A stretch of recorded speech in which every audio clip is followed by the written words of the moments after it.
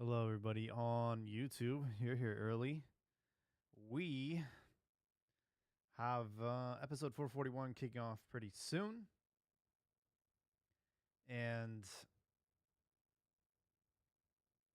we'll see if it's a long one tonight. Every time, I think it's going to be a short one. It isn't.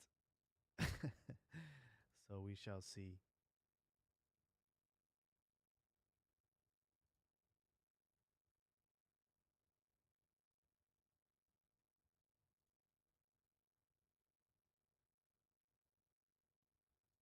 Let me play something from what I think will be the album of the year. Fontaine's DC. If you don't know about them, well, here's an intro.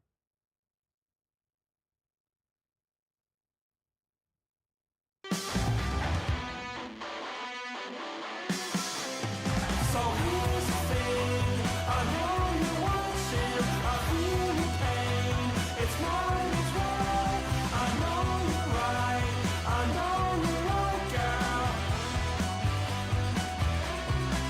And if you change your mind, I will be waiting. I know you're fast, then mine as well.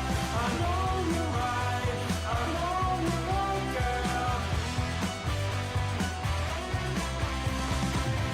Sharp and pretty is the face you're making. Is there a sentiment you'd like to tell? But if you tell them what the real story is, I'm afraid it wouldn't play that well. Oh no. So here's the thing, I need promotion, I know you're fast, then mine as well. I know you're right, I know you're right, girl. And if you change your mind, I will be waiting to keep you paying with mine as well. I know you're right, I know you're right, girl. How people made to shine, it never makes me happy anymore. Always seeing in my mind and talking just provokes it.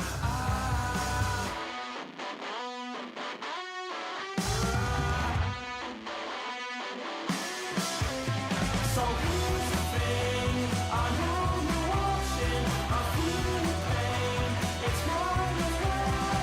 I know you're right, I know you're right, girl. To be anesthetized and crave emotion, so beautiful, to hurt so well. I know you're right, I know you're right, girl. So here's the thing, I know you're watching. That was DC Fontaine's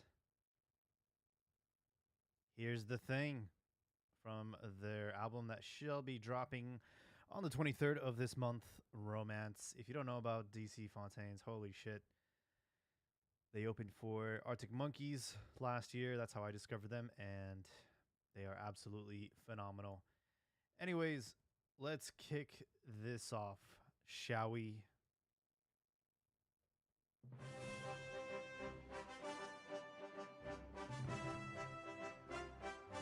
Hello, everybody. Welcome to Cantina MX Football Podcast. I'm your host, Jaime Landeros, episode 441 on this lovely Tuesday afternoon, August 6th. We're going to be talking about Chivas and how they have been eliminated from Leagues Cup for the second consecutive season. We finally have our first Liga MX coaching casualty of the season. And Santiago Jimenez finally gets some rumors and offers going, but it's not what you expected. We are live on YouTube and on Twitter Spaces. So head over there, send your comments, your remarks, and we will get to you, I promise. Really, the story tonight, and it's already a couple days old, I apologize, is Chivas' elimination from the League's Cup. And this is something that they did last season as well. It has not been a tournament for Guadalajara.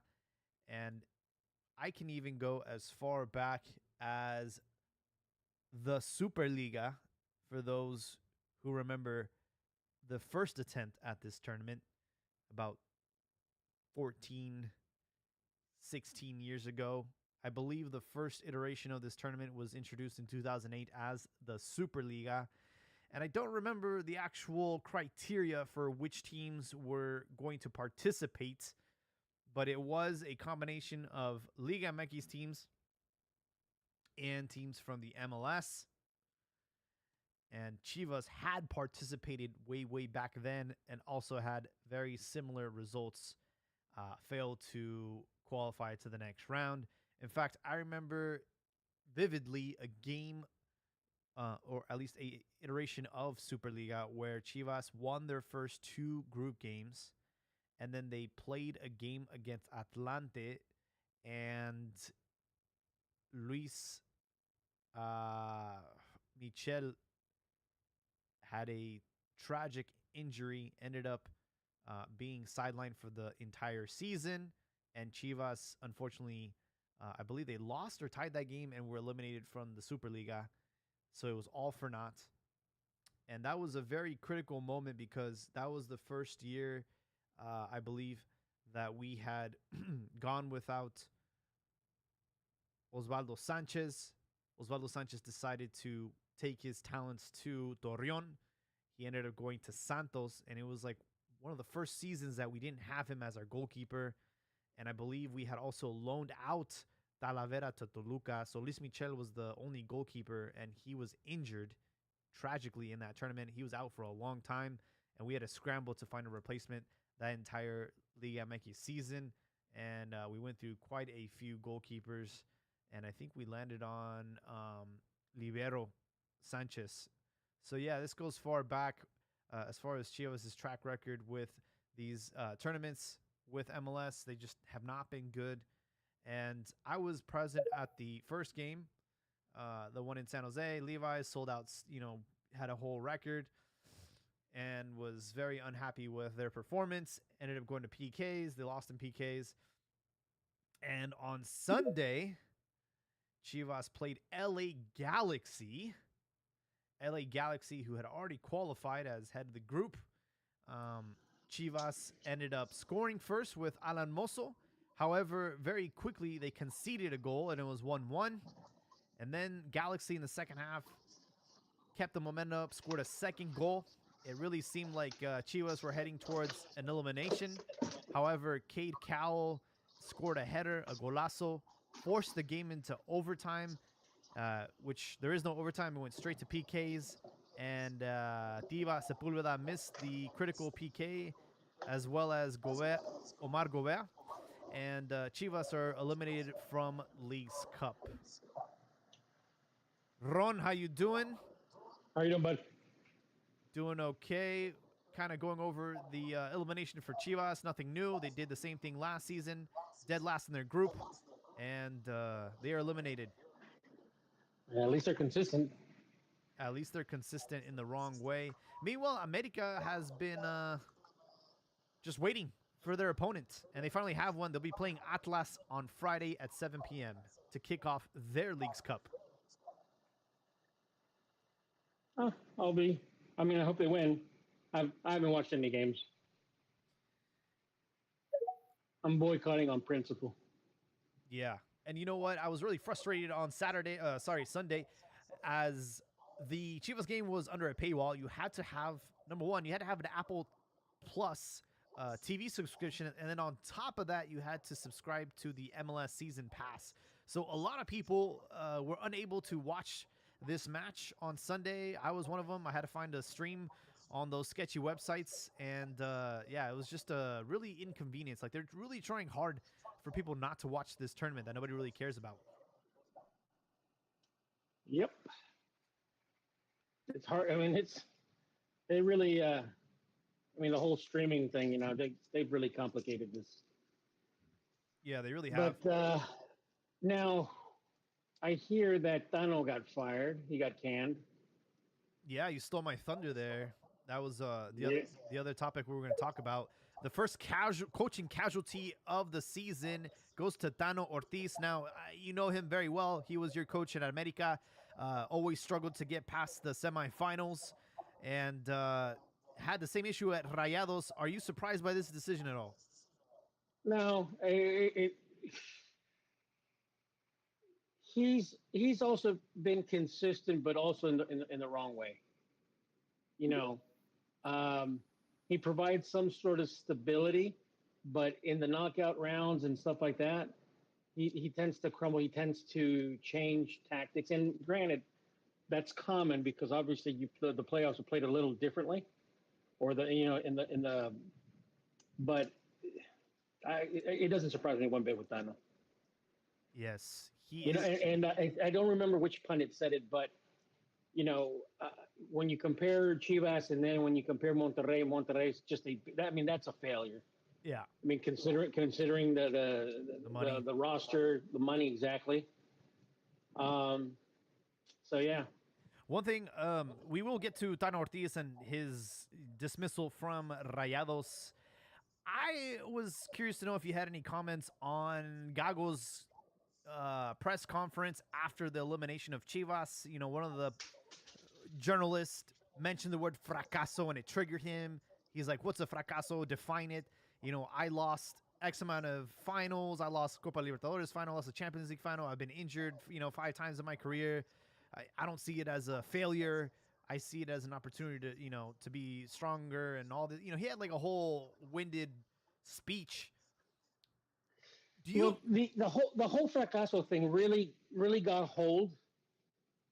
Um, really got hold in the late '90s and early 2000s, and it kind of blew up when there were external forces that were trying to get rid of La Puente to put in, their people in the national team. And La Puente didn't really do himself any favors when, he brushed off the word fracaso, like, right? Mhm. And he made that comment about, hey, if the fans want, a spectacle, tell them to go to the circus. And that kind of rubbed people the wrong way. Well, more than anything, it wronged the pundits the wrong way. And once they have it in for you, they have it in for you. But I mean, as far as I can remember, it like being eliminated wasn't the end of the world, you know. But Mhm. but ever since that, for me, that was like that was a kind of like a gotcha moment, and people in the press and pundits and stuff like that, they're wanting for that, you know, they see blood and they want to go. And I think it really doesn't do football or soccer in Mexico any good, because the thing about it is you're going to have to you have to fail. I mean, not because you want to, but it's just part of the process. Uh-huh. No one wins, and I think we, in general, I think not just in football, but especially in Mexico, you know, there's this thing about, you're scared to fail, you know, Mhm. and I just think it's a very toxic environment. I think it's not productive, and I mean, you can go down the list of, like, the great teams in Mexico, like the Toluca, the team, like the America in the '80s. Um, Even, for example, like the Atlas team, they had a couple years prior to success, a couple seasons where they struggled. I mean, for example, pointing in case your team Chivas, what were they known for before the Campeonísimo? I The don't know. Yamerito. No, the Yamerito. That's what they were called. Oh. The almost. And that was a thing because it's like they were almost there. They were almost there. About to win. And the same thing with, like, for example, with Cruz Azul, the Cruz Azuleadas.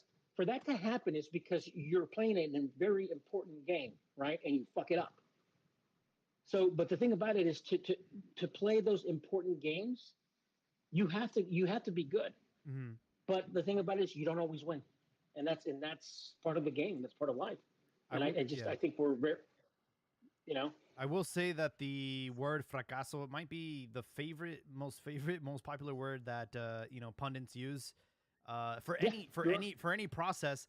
And to say fracaso in League's Cup, I think it's a little bit unwarranted for Gago because he wasn't the coach last season, and this is his first time at it.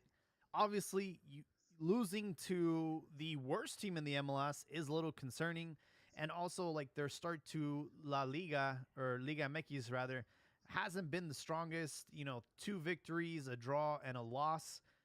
Seventh position. I mean, it's not bad, but it's also not good. And also, let's just look at the form. I was very frustrated with Chivas. They are a team that loves to hold possession. They really remind me of the national team. Have possession majority of the match, like attack after attack after attack, but fail to capitalize any meaningful or dangerous threat. Meanwhile, the team gets two or three chances, puts it away on the first chance, and then it's like having to chase your tail for the rest of the game. And that's something that has been a problem at Guadalajara for like, man, probably 10 years. It's been a long time that they've yeah. had this issue. And it's I like, I I can't Go figure it ahead. I'm out. sorry. So for me, I just think that the players or the coaches, when they have pundits like that ask the stupid question, hey, was it a failure and stuff like that?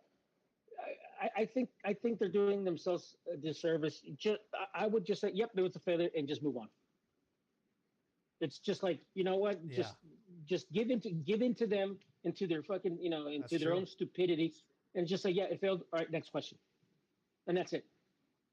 Because the thing about it is, and like I said, you go back to La Puente. La Puente fucked up by basically, he made it a lot bigger than what it was, Uh huh. and I think that served him well. In fact, and like on the second time around, he had to go on an apology tour Are you talking about about that. when he was American coach or Mexico Coach coach? for Yeah, no, he was the coach at this time.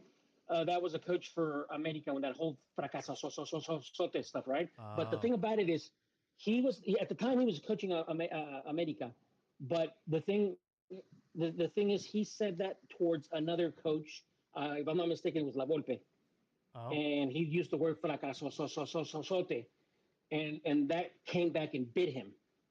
And but the thing about it is, I think he may have been a little bitter because there was also a couple of, when he was the head coach of the national team in Mexico, you also had a couple of coaches, La Volpe being one of them, that was kind of like critical, uh, you know, indirectly, I should say, but he was critical indirectly of La Puente. So I think maybe La Puente probably remembered that, and I'm speculating here, but I'm thinking that's why he probably did what he did. But that whole fracaso sote basically became part of Mexican folklore, Mexican soccer folklore. Right? It's like when someone says that, they know what they're talking about. It's okay, la Volpe or la Puente fracaso sote. I see. You know, and again, like I said, it's just the players. The players just need to, and the coaches, when a pundit brings that up. Yep, we failed. Next question. Move on. Yeah. You know. I really want to unpack what happened over there at Rajados. As far as my final thoughts on Chivas, look, I, for one, am glad that they are eliminated. And this is not like loser talk. This is just like I've seen teams get like have deep runs. Like it happened to Rajados last year. It happened to, I forgot who else was in the semifinals of this league's cup. And it just fucked up the rest of their regular season. The players came back exhausted, injured, and it's just like, you know what? I'd rather just have them worry about the league and focus on that. Um, as far as Tano Ortiz, I thought it was pretty shocking for him to get fired based on this league's cup performance. I know that they were in an accessible group with Austin and Pumas. However, they started the season really, really well. They are in Fourth position, they had 3 victories and 1 loss. Obviously, the 1 loss was pretty significant. It was against Abdiaz's Cruz Azul for 0. But, this team had a great start to the season. I think it's a little premature to dismiss them based on League's Cup results. And I know that there are rumors of Jorge Sampoli, taking over. And maybe that's why they were quick to pull the trigger, but still.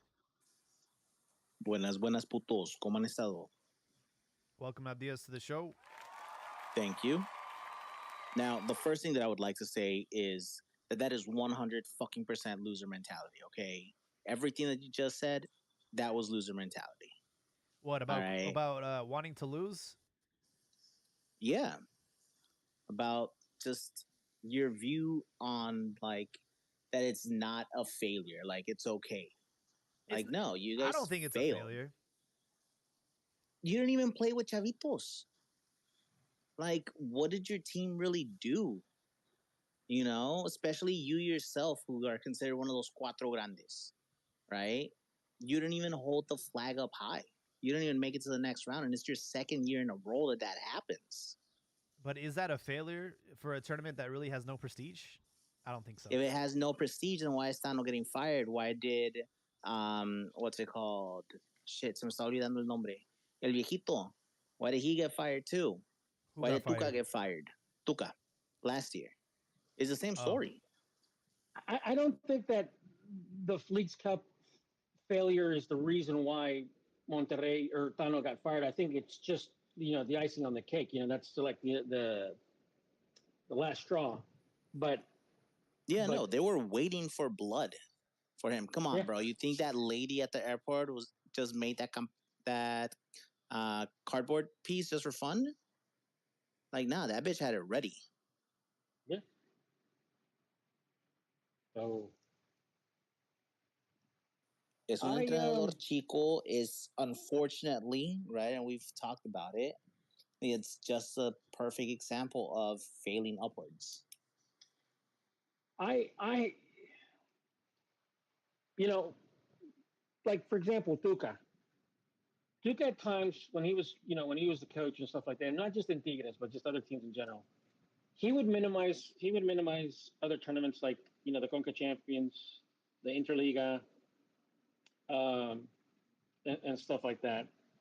So I have a feeling that not all of the teams, and this is basically based on last year. I like I said, I haven't seen any of the games this year, so I don't know how they're really playing and if they're really putting in the effort, or I haven't even checked the lineups and stuff like that.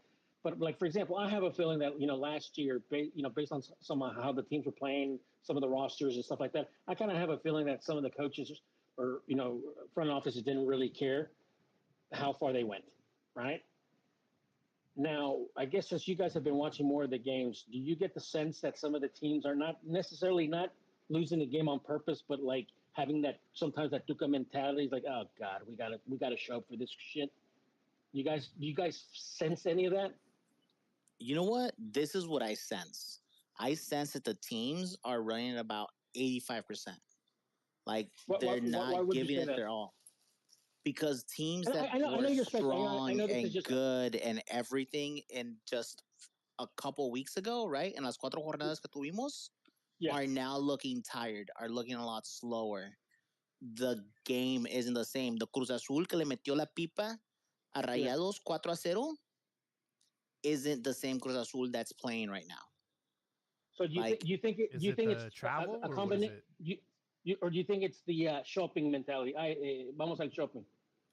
I don't think it's the shopping, because if you watch the game of Cruz Azul, if you watch their games, they're going for it. They're going after it. I really think that it comes down to the fatigue of travel, because there's no other explanation as to why the teams look gassed right off the rip.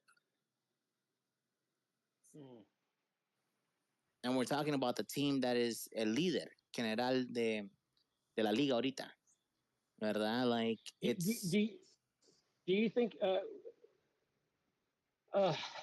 you think a little bit it could be with the different I mean, I'll give you an example today. I mean, I was doing site inspections today and stuff like that, and just the humidity was a bitch. I mean, I was gassed. Do you think that's the team's playing in not in their normal climate and stuff like that? And because in some of the places that they're playing, I It mean, could it's be. hot, it's humid. Yeah. You know?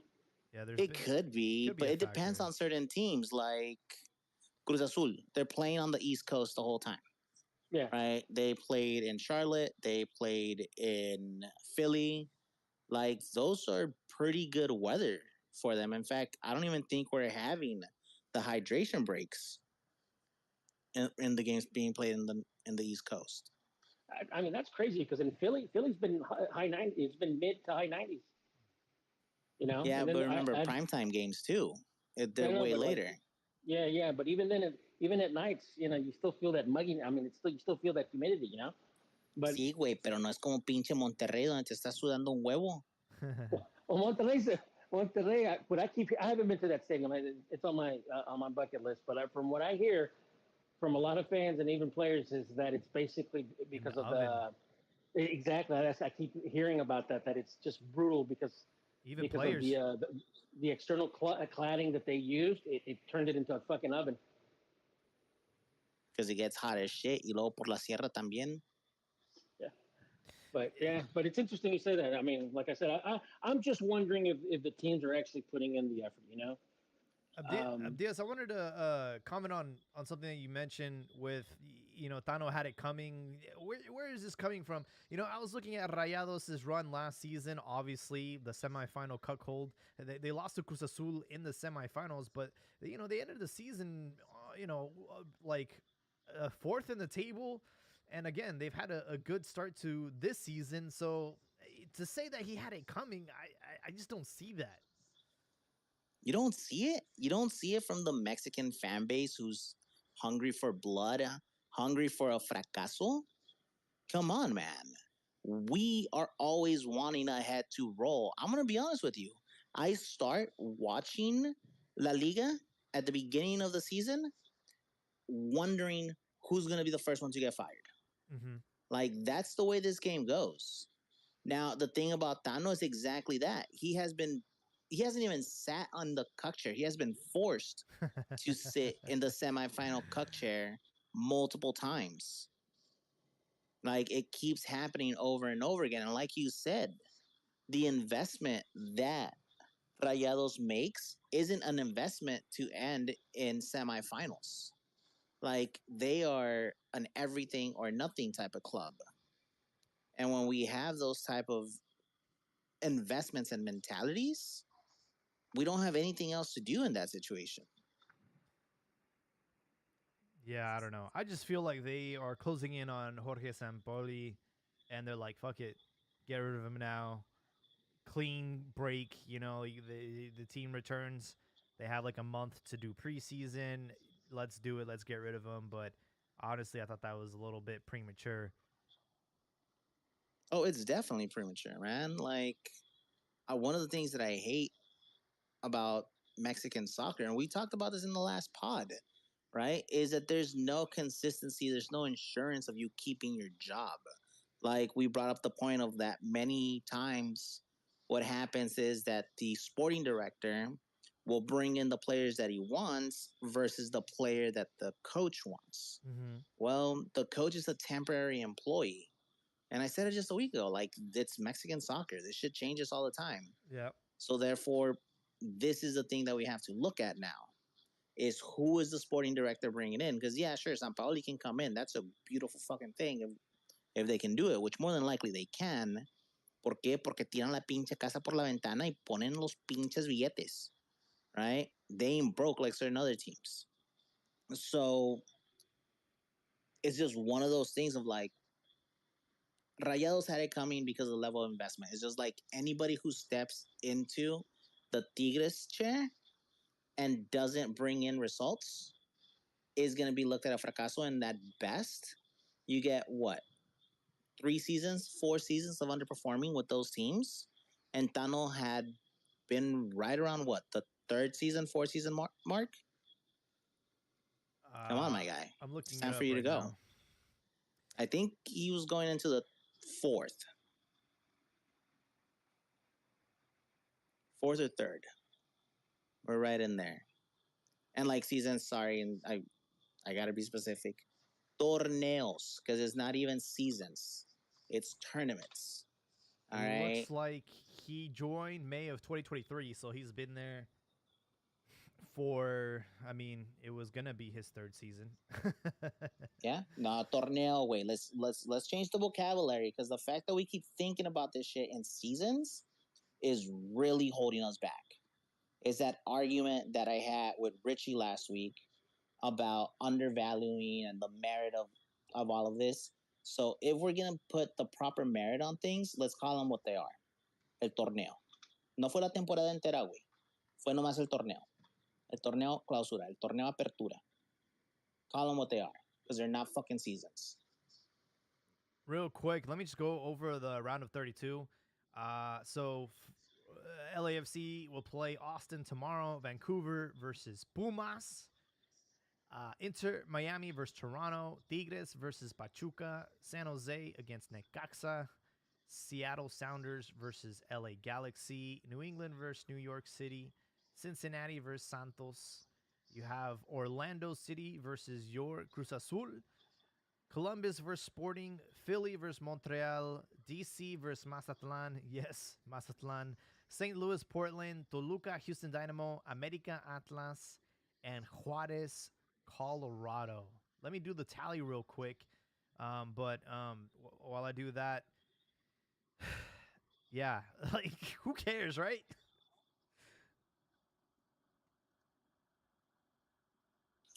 That's exactly it, man. Like, let's be honest. Who really gives a shit about this? Like like I said, and as we've talked about, have I really been watching? No, not really, because I'm not paying for Apple Plus. Not even Apple MLS season pass or some shit like that I'm only gonna watch for 1 month. So instead, you know what I'm doing? I'm watching Casa de los Famosos, güey. Pinche Team Tierra todo el pinche día, carnal. ¿Qué pedo? I saw that Adrian was trending. Oh, bro, Adrian. Miren, chavos, miren. I'm going to put you in on this. Get yourself a VPN. Get yourself a pirated Fire Stick. Anything that you can do to tap in to Casa de los Famosos Mexico. Best trash TV that you've ever seen. All right? And I promise you, it is a lot more entertaining than the fucking League's Cup. Yeah, you'll have to explain who that is real quick. I tallied up 11 Liga MX teams in this round of 32. So yes, we are outnumbered by MLS teams. America, this will be their. But hold on. But if there's, you said 11 out of what, 18? That's not bad. Yeah, and America had a direct pass. So yeah, of course. We. The VIP. It's the Bicampeonato Pass. Which, you know, it might sound bad, but so that means there were 17 Liga MX teams in the group stage and 10 of them got through. Meanwhile, I mean, how many MLS teams are there? There's like what, 30? I lose count. I lost count. I think it's like 23. No, there's more than 23 MLS teams, bro. Is there? Yeah. Yeah, dude, there's close to like 30, bro. Mira, wait, there might be 30 of them, pero les van a faltar manos. All right? I just want for everybody to know that. 29 teams. 26 from U.S. Yeah, 26 from U.S., 3 from Canada. Oh, there you go. And I know that they're expanding, so it's going to get bigger. Mm-hmm. MLS, I guarantee you, MLS is going to be at one point. I guarantee you, 40 to between 40 and 50. Dude, in 10 years' time. Yeah, but in that 10 years' time, do you think that they will shake off the salary cap? They need to. They need to. Like, even then, dude, you don't need to dilute your league to have that many clubs. All you have to do is take off the fucking chains and let the big boys spend money. Spend that type of Jerry Jones money. What's going to happen is it's going to be where, like the NFL, where not every team plays every team. There's obviously they already have the conferences, right? But I mean, when they get to that team, if they get to like 40 plus, 40, like even 40, okay. when you add the U.S. Cup, which, if I'm not mistaken, I read that like MLS did U.S. Cup dirty, like Yep, not even participating. they If I'm did. not mistaken, right? They They did, pulled they right? pulled all the main MLS teams from US Cup. They're trying to kill it. So They do not like USL. They do not like the second division cuz there's also MLS Next or whatever, which is like a rival to USL. Yeah, it's Jaime, are you familiar with that Twitter account? What is it? Ted West something? I forget his name. no. He's a huge advocate of promotion relegation, and he does a lot of and he posts a lot about U.S. soccer history, which Uh-huh. I mean, I think it's fantastic because obviously, I mean, most people think that there wasn't, soccer didn't exist in the country, prior to MLS, or I'm sorry, the North American Soccer League with Pelé. But I mean, this guy goes back, Yeah. late 19th century, early 20th century, and like you see huge crowds and stuff like that. And I remember he posted a while back. Uh, it was a link or something to where like there was like a point where soccer could have been bigger than baseball, Yeah. but just a Well, just a yeah. couple different things happened. The World War, the wars happened and stuff like that. But Real quick, like the US Open Cup started in 1914. Lamar Hunt US Open Cup. yeah, yeah. So from what I understand, and I think this is how MLS is going to ultimately play out. I think that obviously they're going to have the two conferences, right? Not every team is going to play each other because if they do, they're not going to have time to do like Leagues Cup or U.S. Open Cup or any other competition tournament. I do see in the foreseeable future, I do see that MLS and Liga MX, I see that they're going to do maybe not the Copa Libertadores, but that there was a while where they kept talking about the Pan American like Leagues Cup, right? Uh-huh. Or Pan American something like that, right? Um, but that's how I think MLS eventually is going to end up, like that. Hmm. The franchise model is here to stay. I don't think that you'll ever really see true promotion relegation in MLS. Yeah. I think that's just a pipe dream. Ron, What I don't get, Joel, welcome. What I don't get is yeah, like welcome. USL. You look at the situation which happened in San Diego, the San Diego Loyal. You thought that the natural progression was that club was going to be once San Diego was awarded a franchise, that would be the club that would represent the city of San Diego. But then some private rich guy decided to form his own San Diego club, and with that the Loyal had to disband. So I don't really understand the animosity of MLS and USL. It doesn't seem like they are like friends. but, Well, and this goes back to what we've spoken about, a couple podcasts ago. Investors want assurances. Promotion relegation doesn't offer that. And I mean, it could, but you really have to have the grassroots, and this takes time. This takes many years and years and years. And I don't think the investors here in the U.S. I mean, they're short. They want short-term gains. And rightly so. I understand it. Um, but that's why I don't see the promotion relegation in U.S. soccer or MLS. Personally, I kind of would like for this to go to the courts because I think it would just be interesting. But ultimately, even if like the guys advocating for promotion relegation get their way in court, at the end of the day, people need to realize that the Swiss mafia is still the Swiss mafia, and they're going to have their say. You understand? And when I say the Swiss mafia, I'm talking about FIFA. Because Mhm. FIFA doesn't like any government meddling in their affairs. So as long as they're getting their money from the U.S. Soccer Federation, they don't give a shit.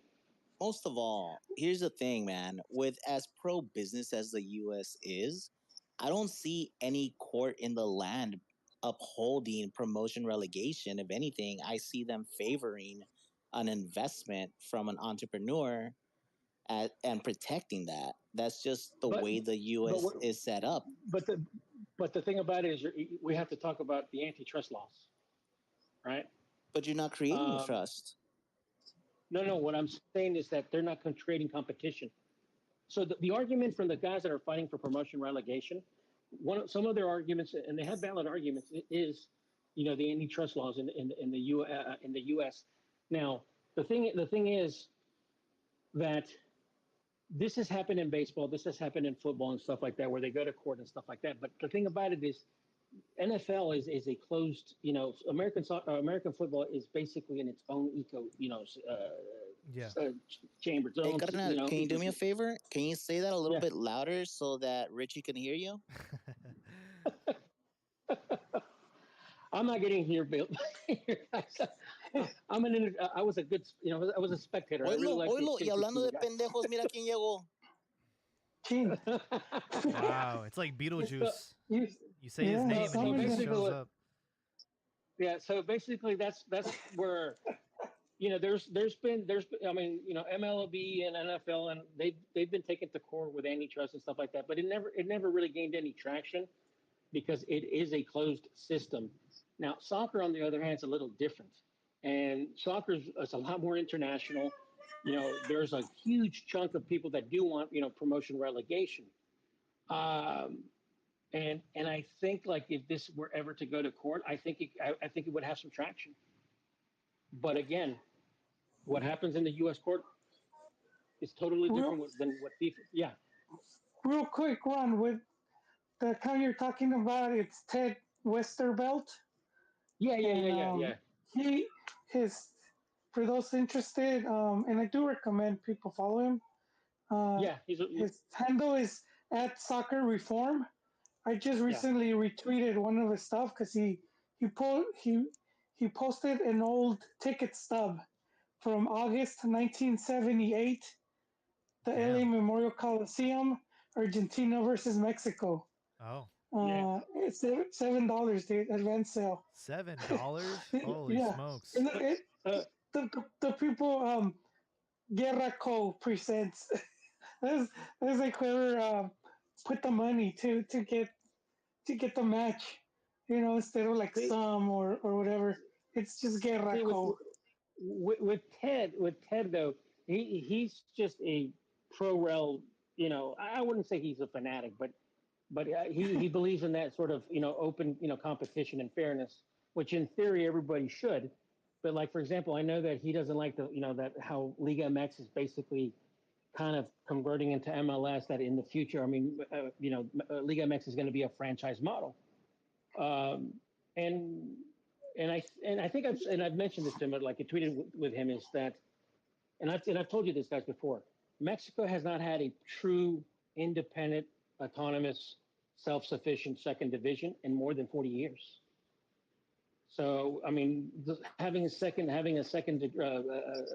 division or a third division, it's just a name only, because we do not have, even in the first division, we don't have 18 independent, fully autonomous club owners. That's true. So if we don't have that at the first division, as hell we don't have it in the second nor in the third division. So if we haven't had it in 40 years, I don't think we're ever going to get it.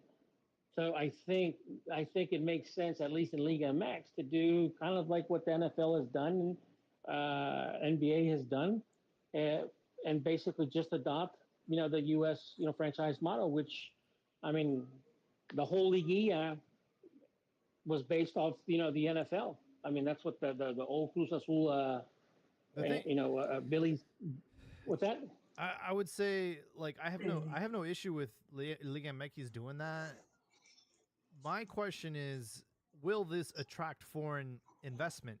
Because it's worked for MLS, but I don't think that actually works in Mexico.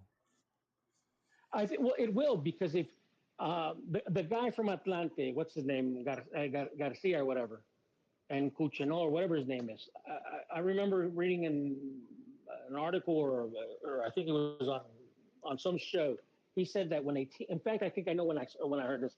It was when Atlante. Remember, Joel, when Atlante got relegated, but they bought their way back to the first division. When the hell was this? But this was back in like That in would the early happen all the 2000s. time, Jaime. Yeah, this happened. I think with La Puente. In fact, if I recall, if memory I serves gotta look me, that up. if memory Dude, serves Veracruz is me, my favorite. Really quick run. Veracruz got relegated. They bought themselves. They went back up, but then there was still another Veracruz in second division. yeah. So what happened was that Atlanta had to pay like 5 million, which I don't even think they did. I think they did a little bit of cash, and the guy that financed the Centro, what was the name? Pegasus? Pegasus or something. You're Yeah, talking about the guy. Burrillo Escarga? Yeah, the guy that he basically gave that to the federation plus some cash to avoid relegation. But I remember the guy Garcia, the executive or former ex-president of Atlante, he basically said that when a team goes from the first division to the second division, they basically Yeah. lose about 85% of their revenue. That's huge. Well, and you had all these second division teams that they knew they didn't have money to compete. So as soon as they got promoted, they would just sell. Oh. They would just sell their franchise It says to whoever was relegated. Manuel Lapuente was the coaching. The coach that was part of that relegation. Yep. It says that the federation was looking to expand with 2 new teams, and they paid $5 million and played against Veracruz. Yep. Veracruz, that was the other team. Damn. That's what. See, I would see that, and that to me was like, this relegation isn't. It just hasn't been real, man. To me, it's as soon as they introduced tabla de porcentaje, yeah, that was like the biggest safety net. You could fuck up like 4 tournaments in a row. Ahora, You know? señor, dígame, why did they introduce it again? What team was in danger? No, otra vez con esas mamadas, güey. No mames. No, güey, otra vez con esa verdad. No, we have to go back to that. No, that's always been a misconception by the pundits that the aggregate, the percentage, was to benefit the big teams. That's not true, because the big teams. Señor, it wasn't the big teams. It was the little big team, aka Chivas. Well, every single Chivas time they were on the bottom of that relegation. No, but they've never finished last. Like, siempre estaban ahí.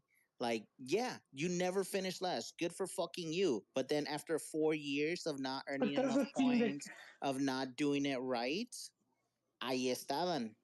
¿Verdad? Se estaban peleando el descenso. True relegation should be the worst team of the season. If the team finished last place, a la verga, next. And that was never them.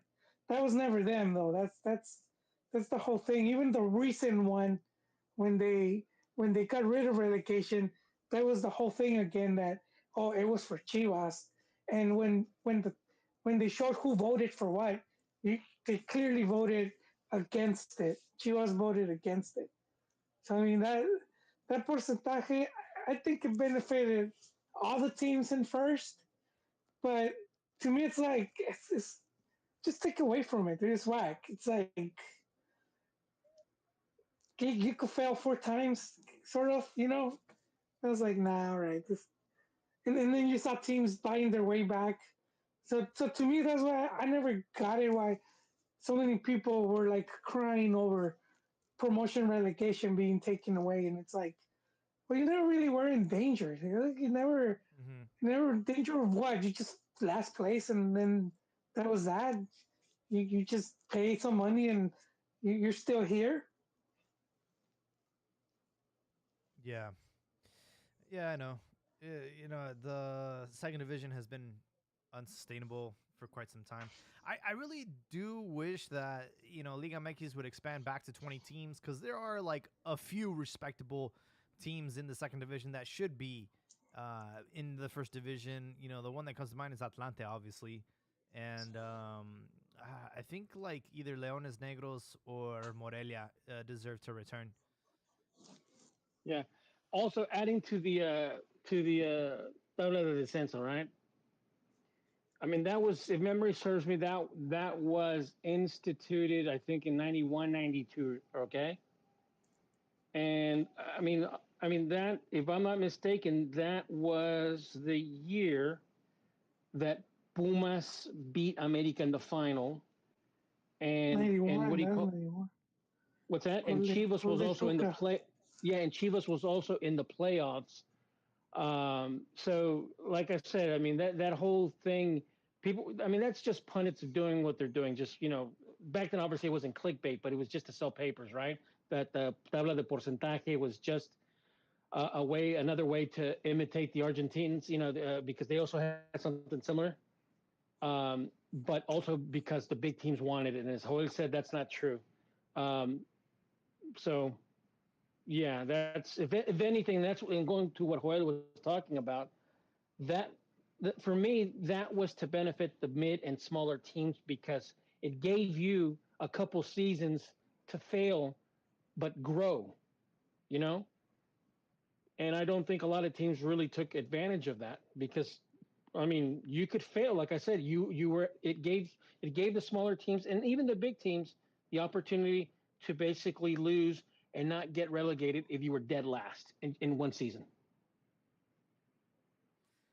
Real quick, we do have Game Off listening to us. Big shout out to you. He always tweets about his comments. First one saying overrated Monterrey and Chivas both went down hard. Chivas showed more heart but choked at the very end.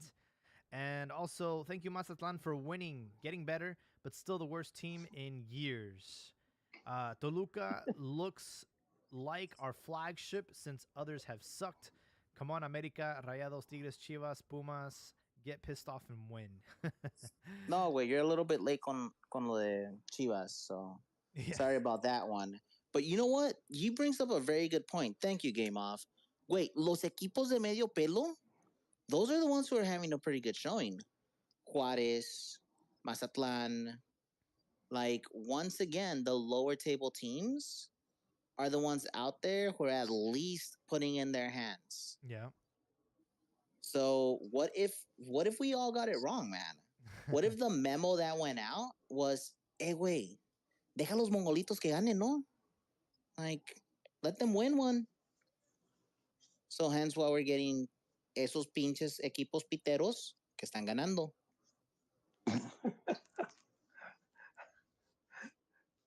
I think for those teams, it's like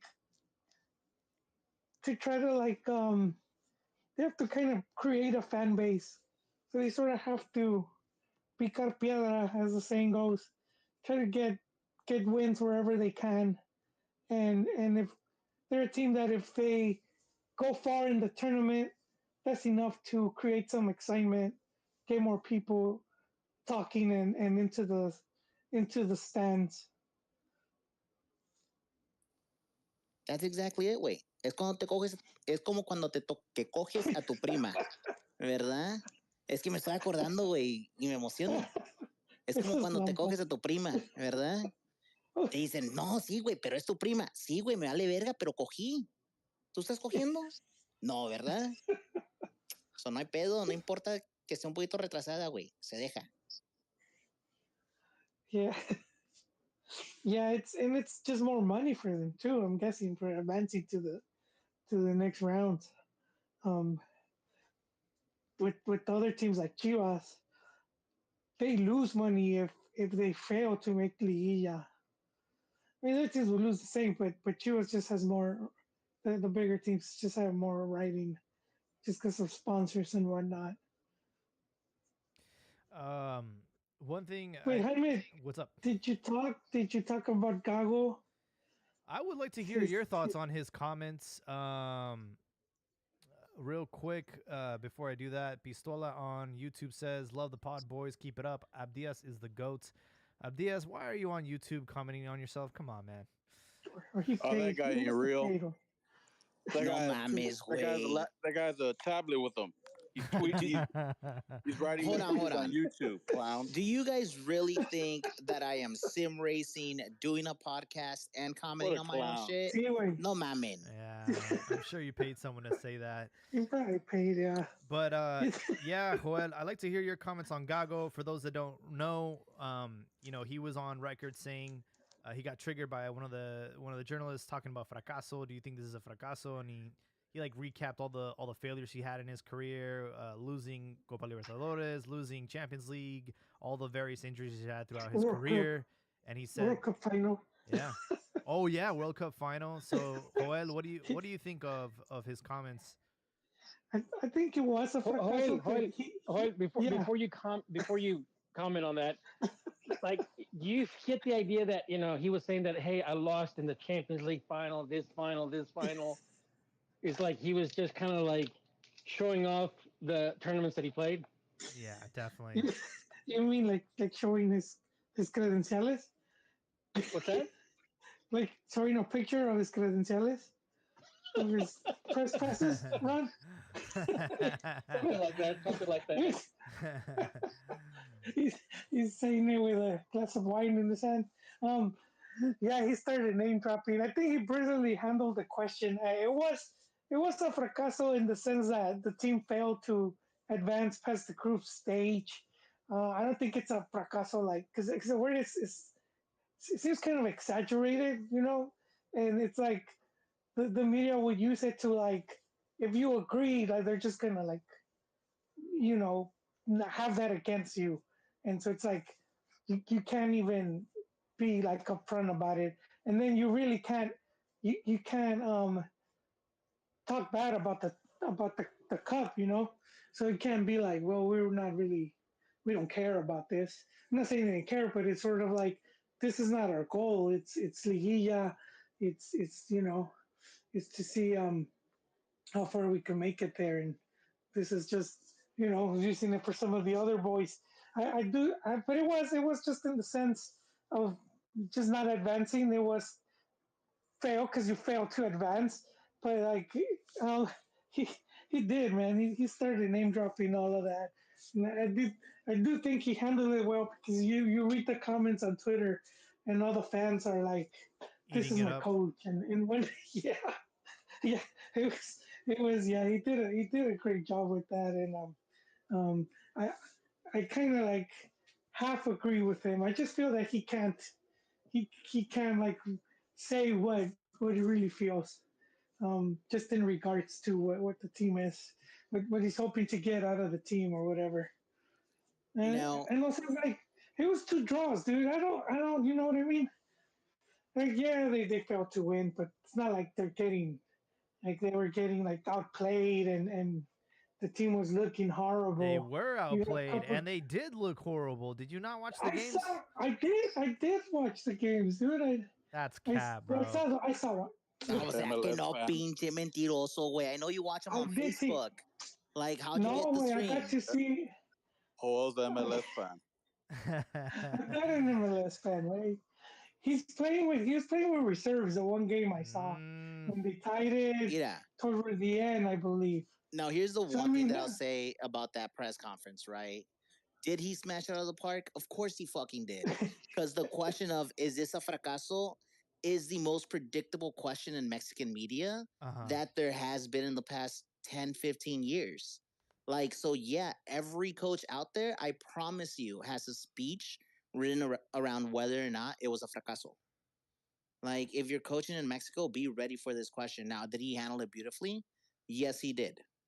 Right? Pero no mames, güey. No se la podemos estar mamando for fucking hitting a softball pitch out of the park. Really? You think that was a softball question?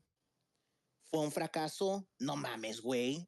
Once again, every coach has to be ready for it. A Miguel Herrera se preguntan cada pinche rato, güey. ¿Sabes qué es lo que dice? Pues no, chavos, hay que trabajar. La única manera que vamos a hacer de eso es trabajando. Trabajar. Mm-hmm. Was he asked that when he was in Argentina? Once again, in the Mexican media. Like the Mexican media is the only question that we ask. It's the only thing that we really care about. And you know why they don't ask it in Argentina? Do you know? A ver, dime, papi, dime. Let me inform you, because you watch MLS and you don't know any better. You dye your hair green and you have an MLS song on. Let me tell you why. What? Let me tell you why. Because the moment he loses, they would expect him to resign from the position. That's why.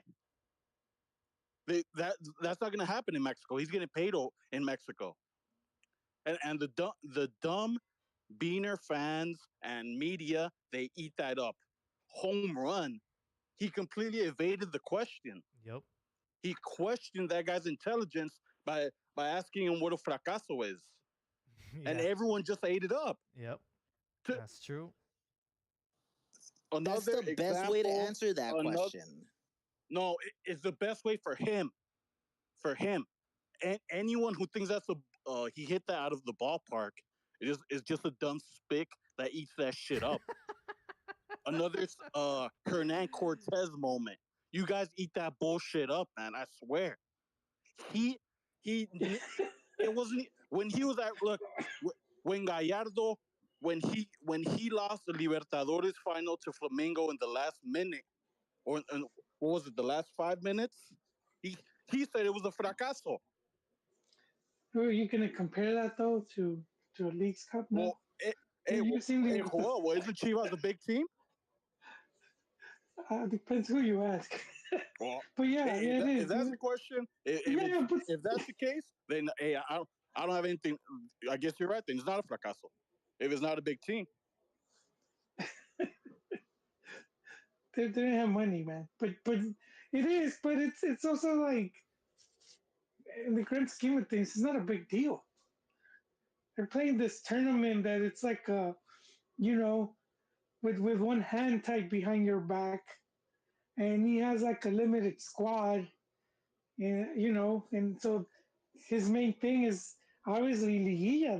That's the goal for Chivas. oh, I don't disagree. If it was Libertadores, it's something else. But for sure, maybe I misspoke. Look, let me clarify. I'm not trying to say this is clearly a chocolate cup. I'm criticizing the way the guy handled it. Who was it? Jaime just mentioned that he was bragging about his credentials to the dumb beaners that they're never going to be. That's how it came off. I was in a Libertadores final. I was in a world in a Champions League final, in a World Cup final. All right, we get it, but you're not doing your job. That was an inside joke amongst us because every time these guys, start mouthing off to me in the private chat, I show them my World Cup credentials. He's like, hey, I lost my keys. Oh, I couldn't find it under these World Cup credentials. But I was actually working on a chant, with Chivas. It's a work in progress. It's a work in progress. It's called Escucha. Corren la bola. Juegan en Chivas, pero son de Pomona. Qué lindo es. That's all I have right now. I'm working on it. It's a work in progress. I love it. Hey, you guys mentioned. I don't know who mentioned it. Sampaoli, is he coming to Monterrey? Is that a fact? Is that done and delivered? Or is that sealed or what? I would assume so, based on the fact that they just decided to get rid of the cuckold Tano.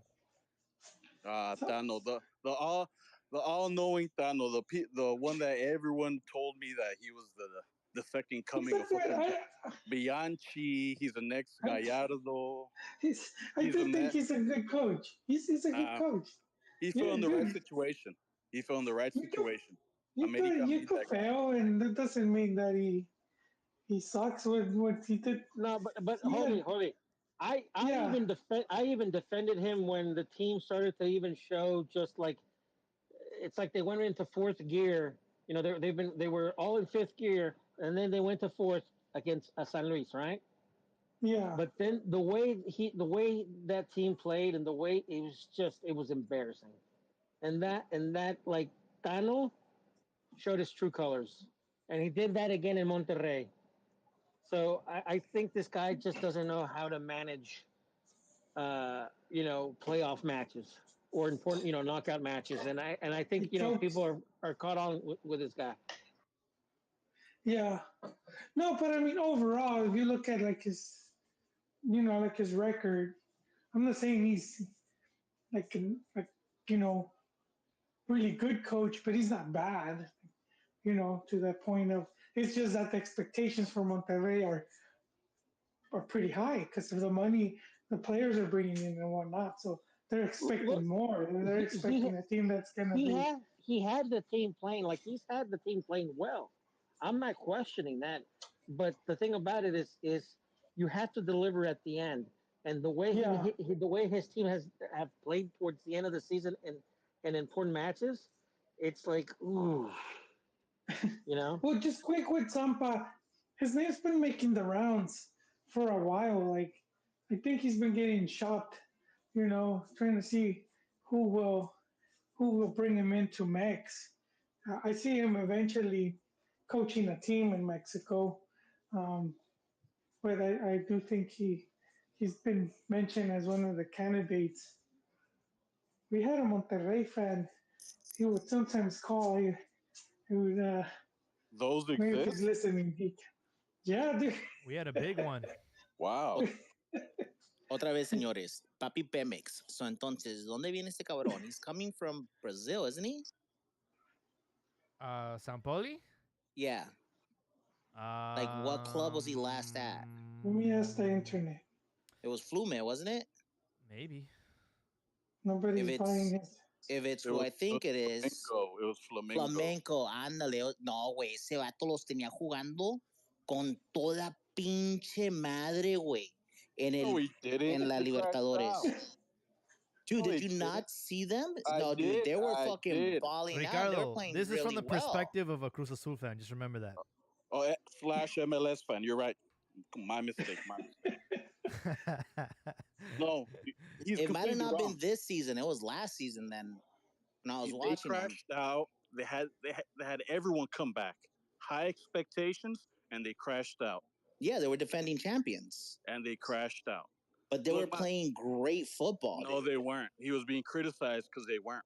It was night and day compared to that Portuguese coach they had the year prior where they won it all. My first recollection of Sampaoli was back in 2007. He was coaching Sporting Cristal, and I was watching Fox as a young man, and America just molested them the way Diaz did when he was younger. 5-0 Cabañas and Cuauhtemoc just went off on those fucking bum ass Huracas. That moron game was just rubbing his head, bald head. Hey, Ricardo, that game, what's his name? Orbañanos was narrating that match, and he kept referring to Sporting de Cristal, right?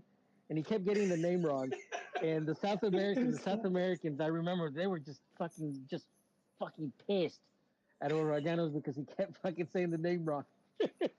That's funny, dude. Well, they did end up being the Cristal, man, with that 5-0. But that guy's still living off that Copa America, man. He's been used. Chile. He's living off of Chile. Yeah, the Chile. Didn't he win the Copa? No, he didn't. No. Did he? Yeah, I believe he did. He won Copa America with Chile twice, didn't he? Once. The other Argentine coach won the second one. That's when the Mexico got the 7-0. BC or Pasi or something. He coached Leon. Oh. Yeah, but Sampaoli's a bum, man. He's just Sevilla. He didn't do shit. Where was he? Wasn't he an Italian team too? He's got he did. He won the 2015 Copa America. He won a Copa Sudamericana and 3 league titles with Ude Chile. He even has a 5th division title. Dude's been coaching for a long ass time, man. Got Yep. he's got like 50 clubs under his belt. Oh, I went on YouTube real quick and I seen the Cuauhtemoc scored an excellent goal right outside the box on those freaking bums, man. Beautiful goal. Those were the teams when early on that like didn't want Mex playing in like Libertadores because they were limiting Mexico to just two teams, and it's like that's that tournament is like their vitrina, it's their showcase to sell players to Europe or to even bigger leagues, to like even to Argentina or Brazil. So for all these teams like Bolivia, Peru, Ecuador, um, you have these Mexicans coming in, and now your odds of getting out of that group stage just went lower. And at that point, um, the Mex League was one of the, well, it still is, but back then more so because there wasn't that many players going to Europe. Like you didn't have that massive exodus like now. So you would see a lot of really players that were like, like Aguinaga, that they were at that caliber of players that would be in Mexico. And so they knew, deep down they knew how strong these Mexican teams were. And they were like, well, fuck, dude, they're gonna eat our lunch here.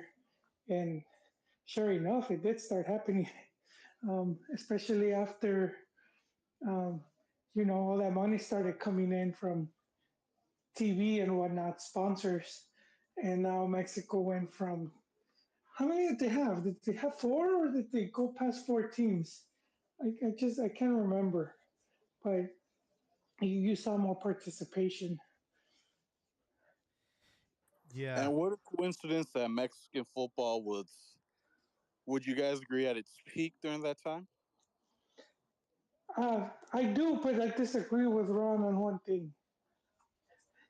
He thinks it's because of the Libertadores. I think because at that point, Mex was still able to get really good players from South America, and because what we had from late '90s, which was the Bosman ruling, which opened up all the spaces for foreigners in Europe, where like the Europeans were no longer counted as foreigners as long as they were part of the European Union. So all of a sudden, now all these teams from England, Italy, they they had like more open spaces, so they went hard on South America and started taking all that talent, and so that meant like it started becoming more difficult for the Mexican clubs to go and take some of the better players. And I had seen, because when I started watching football, I had seen a couple players that even teams like Tecos would beat out like La Liga teams for like young talent. Damn.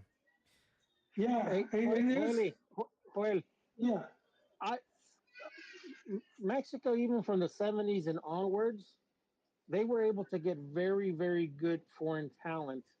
And like, I mean, some of these players, I mean, some of the like the talent that they would get, I mean, they would even be national team players, like in their native countries in Ecuador and Colombia, Peru, and stuff like that, right? I mean, you like for example, you had like Tigres had that what's the name that not Tigres, Pumas had Muñantes and stuff like that. So they were able to get a lot of really good players. I'm not denying that. And even in the '90s, we were still getting very very good foreign players. But even with having those type of players, it didn't really raise the Liga MX a notch up because it was still an internal competition, and that's why I maintain and I say that entrance into CONMEBOL is what elevated Liga MX. It's first with with CONMEBOL with the Copa America and also with Copa Libertadores. Interamericana didn't do that. Even and like for example, Unam won. They I forgot who they beat. America has two of those titles. They beat Boca one. They beat Boca, and I also believe they beat was it Nacional or Peñarol? I forget who they beat. But it's Libertadores and Copa America is what elevated Liga MX. You know, um, more so than having the foreigners. And I say that I still think that we had better foreign players, especially in the 80s and 90s and early 2000s because of just how the system was set up. Now I think we do get a lot more trash foreigners because I think I don't think they're recruiting them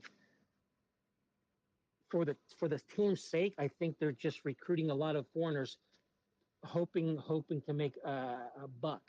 Not to say that they weren't trying to make a buck back then, but there was a balance between the business Yeah. aspect of it and the sporting aspect of Also, it. run the limit. You just had 4 or 5 spots, and so they would If take it if serious as if opposed to you have 8. Yeah, I mean, at one point they had three foreigners, and then it went to four, and then five, and stuff like that. And um, The what's quality funny, just actually, starts it dropping. actually, You think the quality will go up, but it's the opposite effect. The more foreigners they brought in, like the quality just started dropping. yeah, But I'm gonna add just to that list MLS because then they, when MLS started, they would just go after like cartuchos quemados, like the old Jorge European dudes Campos. about to. Campos was still good. Got to see him play. Man, that guy was never good, man. You see my Still For on his height, though, TV. for his height, he was. Still TV on but, the Old Spice commercial. What a bum, man. but they will go through those type of players, like the older about to retire, and then they started going after like some of the younger South American talent, and so then that's also been, that's competition for Liga MX for like players that they could have gone after before.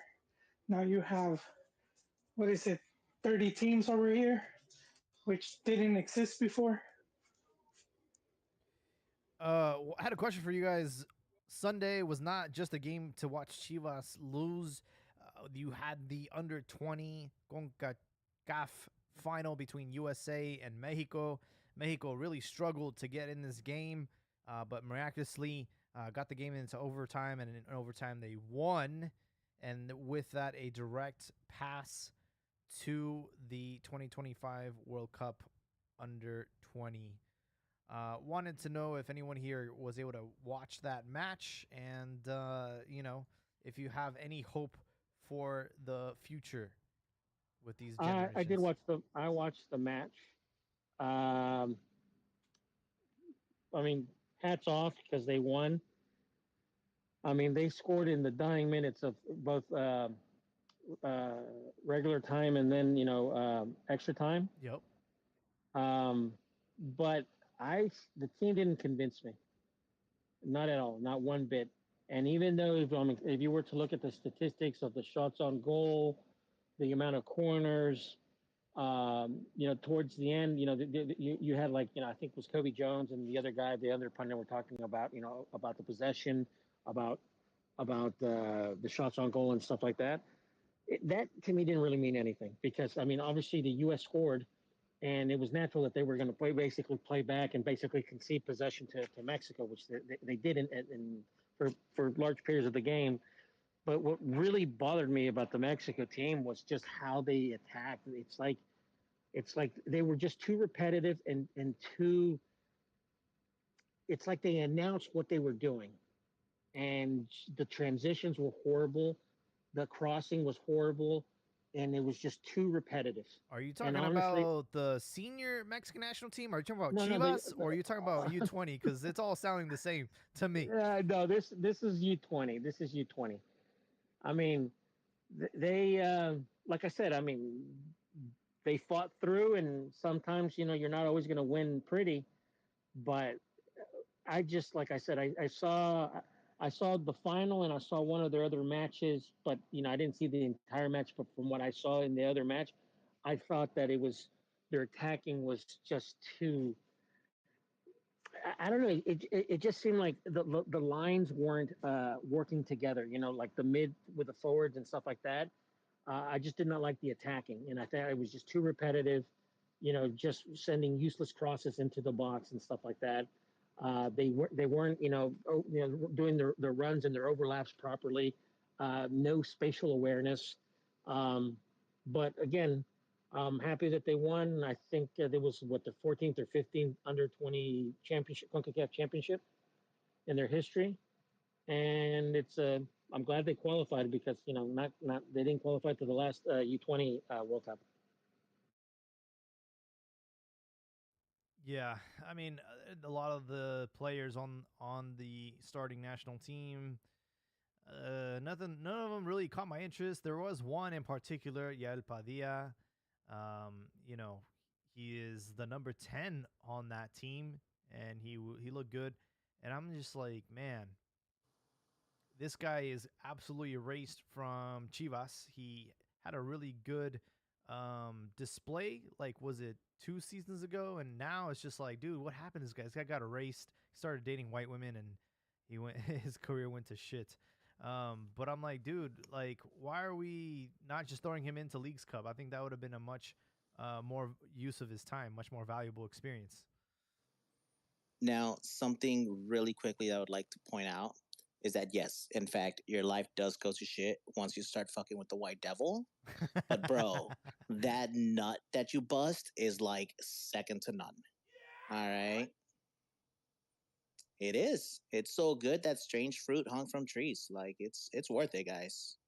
All right. Now, one of the things that I would like to do is that I would like to put on my Jóvenes Aztecas hat, aka El Rifado hat, and give a shout out to Emmanuel Ochoa, the keeper for the Mexican selection in this U20 squad.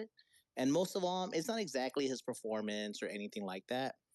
It's the statements that he gave after the match, right? Where he says, I was born in the US, but I definitely feel more Mexican. So to have a pocho that represents your country with that type of pride, shit, as a father, that's what I hope for my son to be. But he's too white for that, right? At best, I have a telenovela Mexican, no un pinche tizoc, like Emmanuel Ochoa is. So Emmanuel Ochoa, Emmy San El Jose Ka? Earthquake. El Ka? Yeah, he's That from guy's San a Jose. bum. Yeah, he is a bum. I don't even he need is to a see him bum. play. He's a Yeah, I've known him. He because of my I guess not association with the Earthquakes, but just that I cover them.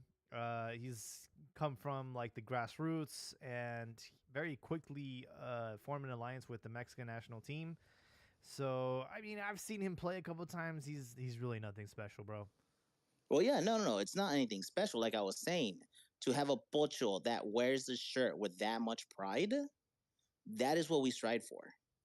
All right, that is what we want when we're looking at pochos. Well, I mean, So yeah, You have Cade Cal who doesn't speak a lick of English and is leading Chivas in goal scoring. So yeah, but is it he gonna doesn't put really on la matter. verde? It doesn't really matter unless No, the güey, it result. does matter. ¿Se va a poner la verde, sí o Bro, no? what good is having 11 Pollo Briseños on the pitch, bro? Absolutely nothing. That guy's trash. Los pochos despatriados. If you want, it's the children of diaspora. Ah, perdón, pinches indios. I use big words. Los niños de mojados.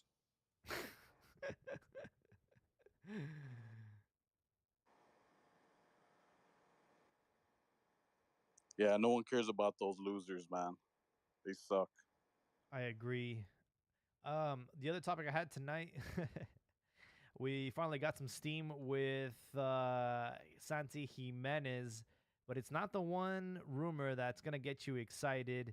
The rumor is that Nottingham Forest is interested in his services.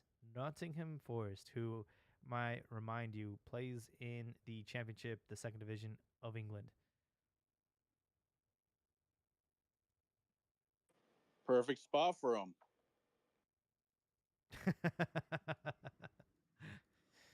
The Brian Clough quote, the famous English manager that got Nottingham Forest to win the equivalent of two Champions Leagues. He said, "We were very good on." No, goes, "We looked very good on paper, but unfortunately, the game was played on grass." Damn,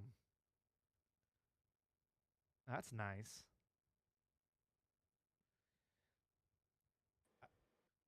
Go So ahead, Ricardo. speaking of English football, so it looks like Guido Rodriguez and El Machin are going to be teammates again At at West West Ham.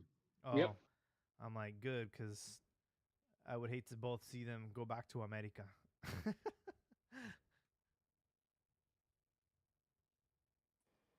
That might just be the best America midfield I've ever seen.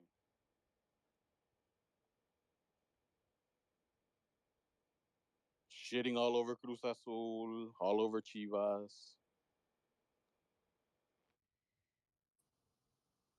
You know what, guys? Can I ask you guys for a favor? Can we please go into the whole Siboldi thing? Because we barely talked about it last week. Like I said, I've been paying a lot more attention to Casa de los Famosos than anything Oh else. man. ¿Qué pedo está pasando allá, güey?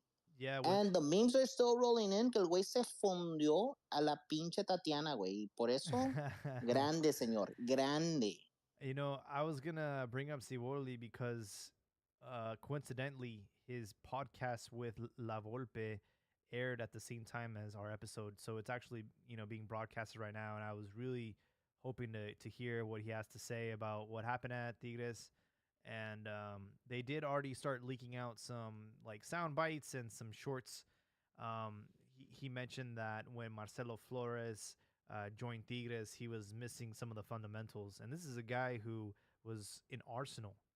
I don't know if Joel has anything to add because I know he's the one that shared the clip. Hold on. If we're going to do this, let's frame it correctly. He was in the Arsenal Youth Academy. All right. He wasn't in Arsenal proper. He was in the Youth Academy and got like a couple minutes. Arsenal proper, ya tienes que haber aprendido todo en la juveniles, güey. He's making No excuses mames, for him. you're not going to proper so they can teach you how to kick the ball. You already have to know how to do that. That pro-Euro agenda doesn't fit here, huh? Yeah. That was pro-Euro. Hey, a couple episodes ago, I told you, if you really want to go against the grain, why don't we export to South America? No, that never worked. They tried it. They already tried it. Those guys are broke, man. What the fuck are you talking about? They used to send players over there, like youth, to like spend a season or whatever. And yeah, they would just train and stuff, but they weren't gonna give you playing time. Just because they're not gonna make money off of you. It's really hard. And then some teams like Pachuca, they actually own clubs like in Chile, I think Argentina, like third division. But they don't send more players because they know that ultimately it's and Juarez has an alliance with Talleres de Argentina. Speaking about technique and stuff like that, former AME player, what's the name? Alvaro Ortiz was recently on a podcast. I forget with who, and he was saying that a lot of people don't know this, but Cuauhtemoc Blanco doesn't know how to hit the.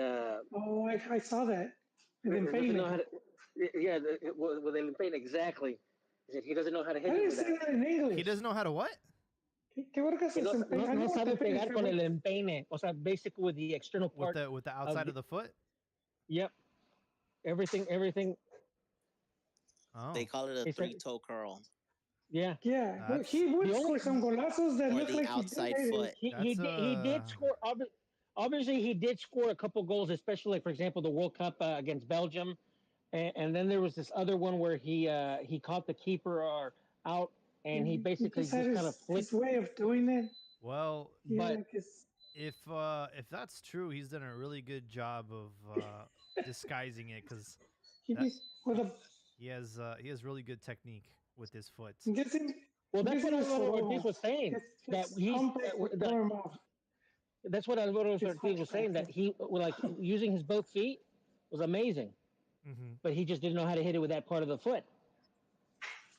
No, yeah, Well, just back to Siboldi though.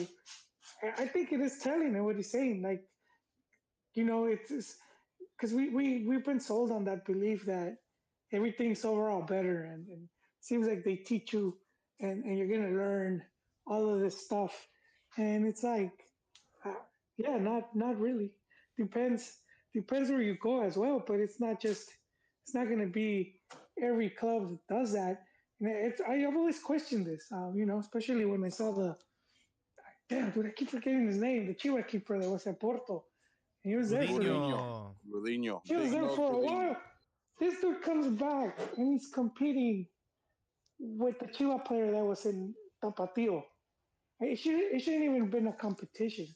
He should have just had his position secured, and he ultimately he failed.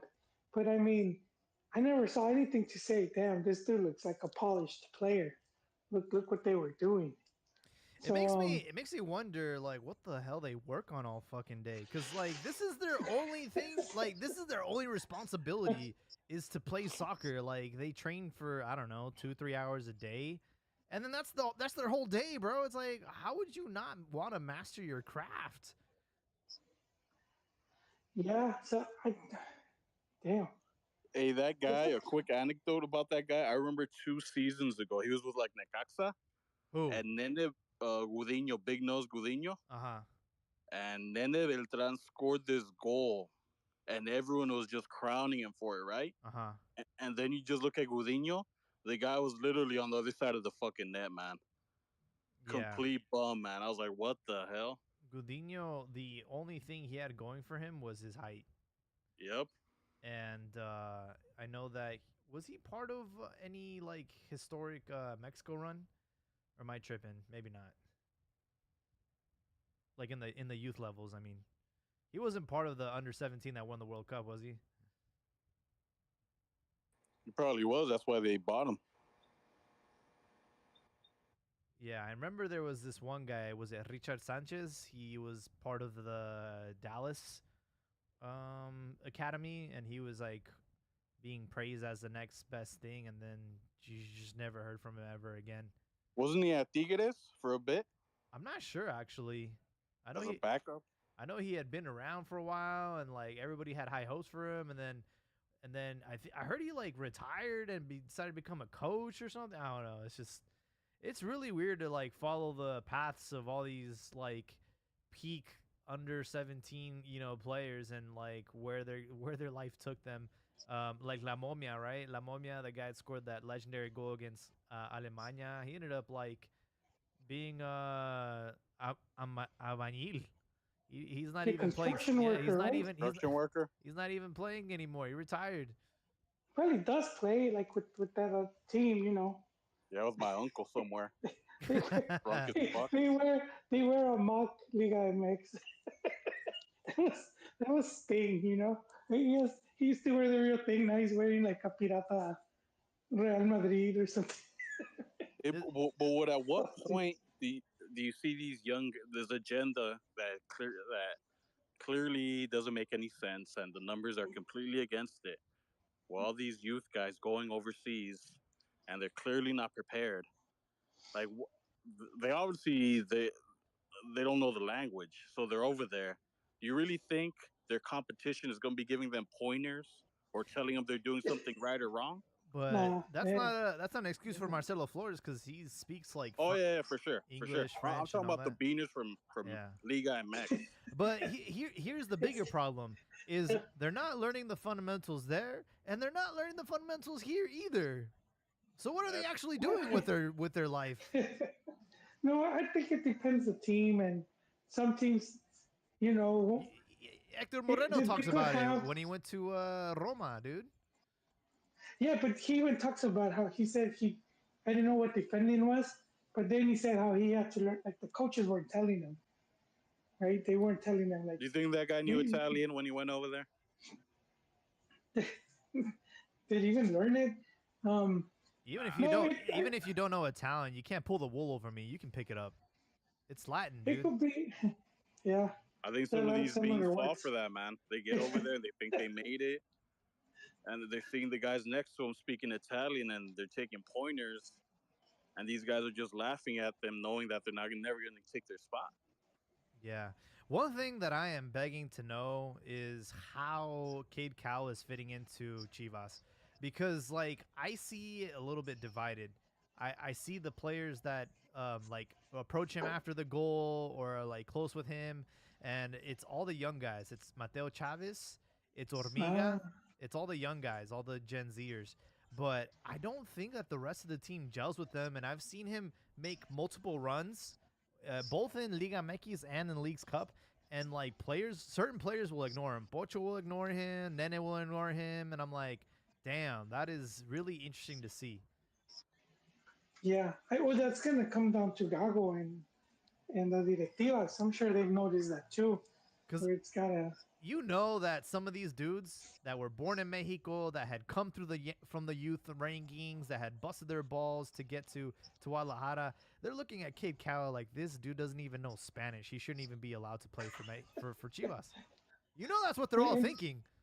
And he's just a stone throw from becoming one of the main players of the club, or the most popular player. Yeah. But do we know for sure that those Chivas guys struggled to get there, or did someone pay for them to get there? Well, obviously, there's like Hijo de Papi and all that, but I mean, I seen a clip, not a photo, a little while ago, of Luis Garcia, and he was with his son. It looked like Doctor? a little, yeah, he was with his son. It was at a Pumas youth, I guess, like workout, and it was like closed off at like fences, and he was leaning over the fence talking to him, right? And I was just thinking, that guy doesn't even need to be good. Yeah, that's true. As long as he keeps progressing, and if he wants to, I mean, not progressing, if he just keeps playing and he wants to, he's gonna play. He's gonna eventually start for Pumas. It doesn't even matter if he's good. Yeah. Yeah, it reminds me of who was that defender from Chivas? Was it the hijo of Galindo who had like a horrible mistake in a game? And I'm like, bro, this guy is clearly starting. But he got sent to. They got rid of him. He ended up at Earthquakes with Almeida. Yeah, dude, he was dog shit. He had no reason to be on the pitch. And you know, that's how I felt about Mateo Chavez when he first got when Gago started him in the beginning of the season. I'm like, it's because he's hijo de Tilon Chavez. And it's just like, come on, dude. Well, I say it depends the club, because look at Chicharo, and he wasn't really getting a shot, and he even talked about he was about to retire. Yeah. He didn't even go to the under 17 World Cup with like the Gios and the Velas. He went as a spectator. Oh. Yeah, true. So I mean, I think it depends the club. Some clubs they'll do shit like that, and then other clubs would he... Obviously, I think they'll open the doors, but you're not guaranteed. Like I do think having that connection it helps, where at least you're getting seen, but I don't think it's to the point where you're gonna be guaranteed the spot. Does he go to Europe if he plays? If he was at the age he left back then? Let's just switch the situation. Let's say he's just starting up right now, and he's scoring Chicharito. Chicharito, yeah. Is he going to Europe? Yeah, dude, he was playing in MLS, playing Leagues Cup, playing with this Chivas team. Yeah, he does. I don't think he does. He had that Libertadores showcase, and he had other players backing him up. But when he went to the national team, he was scoring against anyone and everyone. You know, like you could just tell as soon as they saw him. You see some I forgot who it was from Man U was talking about when he went to train, and when they were with him in the training session, they're like, this is gonna hit 20 goals. Like they just knew right away. It was the All-Star game, MLS versus Manchester United. It was his debut, and he scored that crazy goal. And Giggs looked at the manager and said, 20 goals. Oh, that was it. And he scored for both, because he played one half in each team, and he scored with each shirt. You're mixing it up. That was the Chivas. The Despedida. Yeah. How many Despedidas does this guy have? He's already had. You know what, Jaime? My mind has blocked the All Star game because Because he should have been at Libertadores because final. Yeah. yes, you know me too well, man. That's the See, hardest. if he was playing right now and he was young, he'd be playing the League's Cup final, and that doesn't get you to ban you. I think he would have. I Nah, don't I know don't think Man so. U. I don't know Man U, but I know that Well, Knowing that's what I'm saying. Man his U. talent was. Does he get a Man U playing in League's Cup? He doesn't. I don't know. I think there was luck in that, like what you say that he played Libertadores and he scored really good goals But there. you know what's And then, crazy about that is he wasn't even the best player on the team. That was Pina Rayano.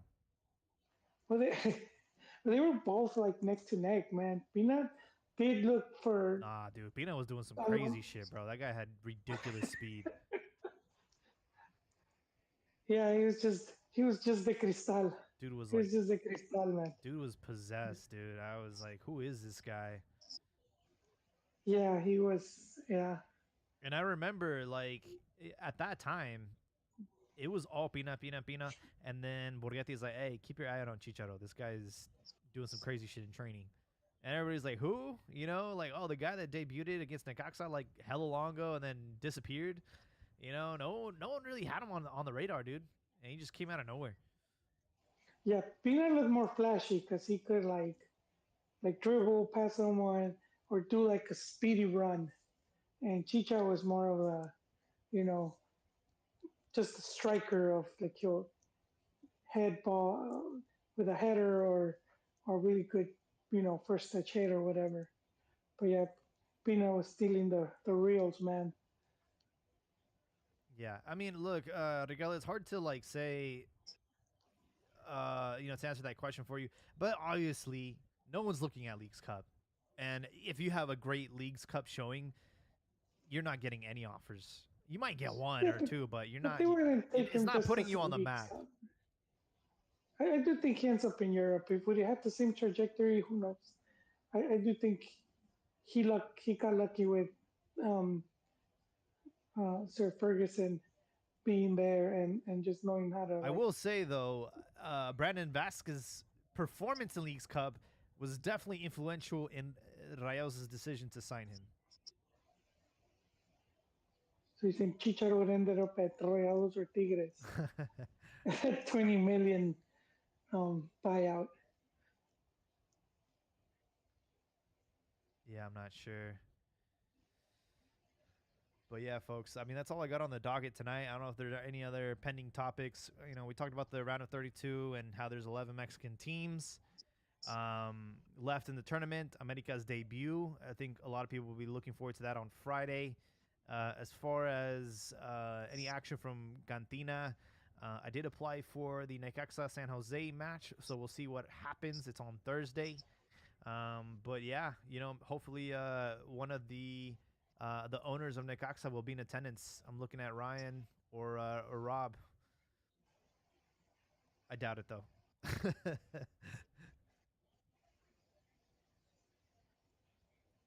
Ryan, which Ryan? Deadpool, bro. He owns Necaxa. Oh, okay.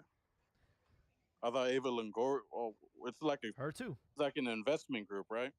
Verlander, Ozil, I think. They're all washing money, man. That's what they're doing. Yeah.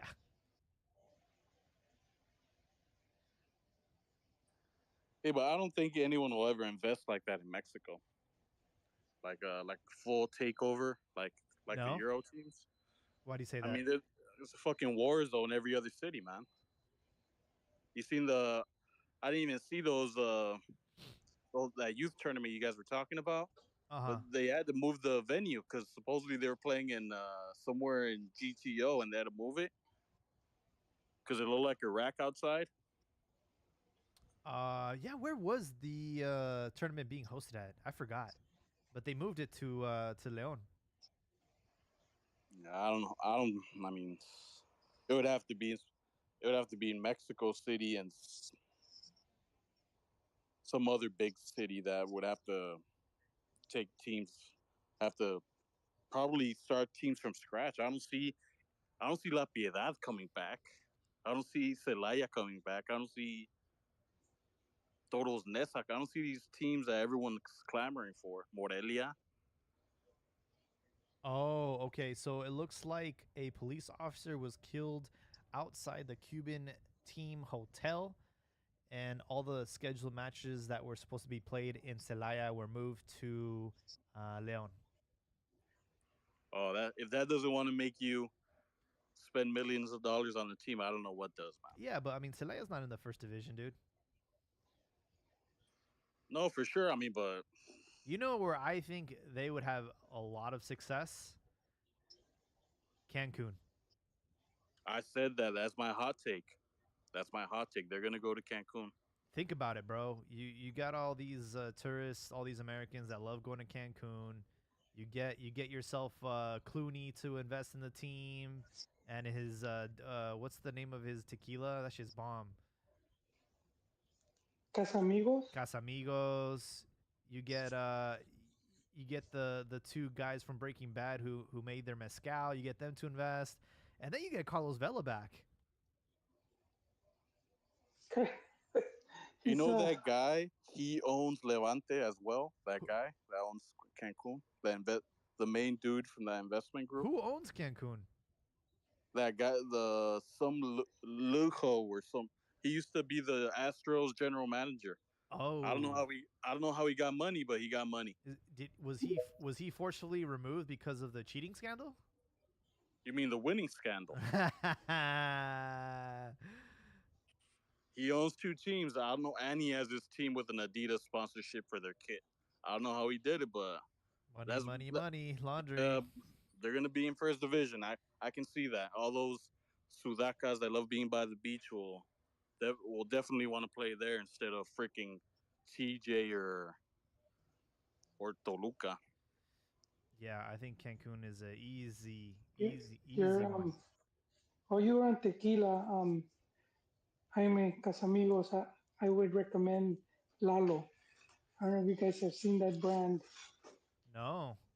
It's just called Lalo. Oh. It's pretty basic, but this is the grandson of Don Julio. So have you seen that brand? Don Julio, Don G, but Don Julio got bought out. Yeah, they're owned by I forgot who they're owned by, but yeah, they got bought out. So a lot of so this guy makes it, and he makes Lalo. So is it like is it artisanal? I don't know what that means, mi Jaime. Artisanal. It means it's more like, small batches, more. I'm not sure about that. I just know artesanal, way, artesanal. Because you're using fancy words, and I'm gonna be like, you're using big words, and I'm gonna take them as disrespect. Watch your mouth and help me with a sale. ¿Ves, güey? Y luego digo indiada y ustedes se enojan. No mames. Yo no me enojo, cabrón.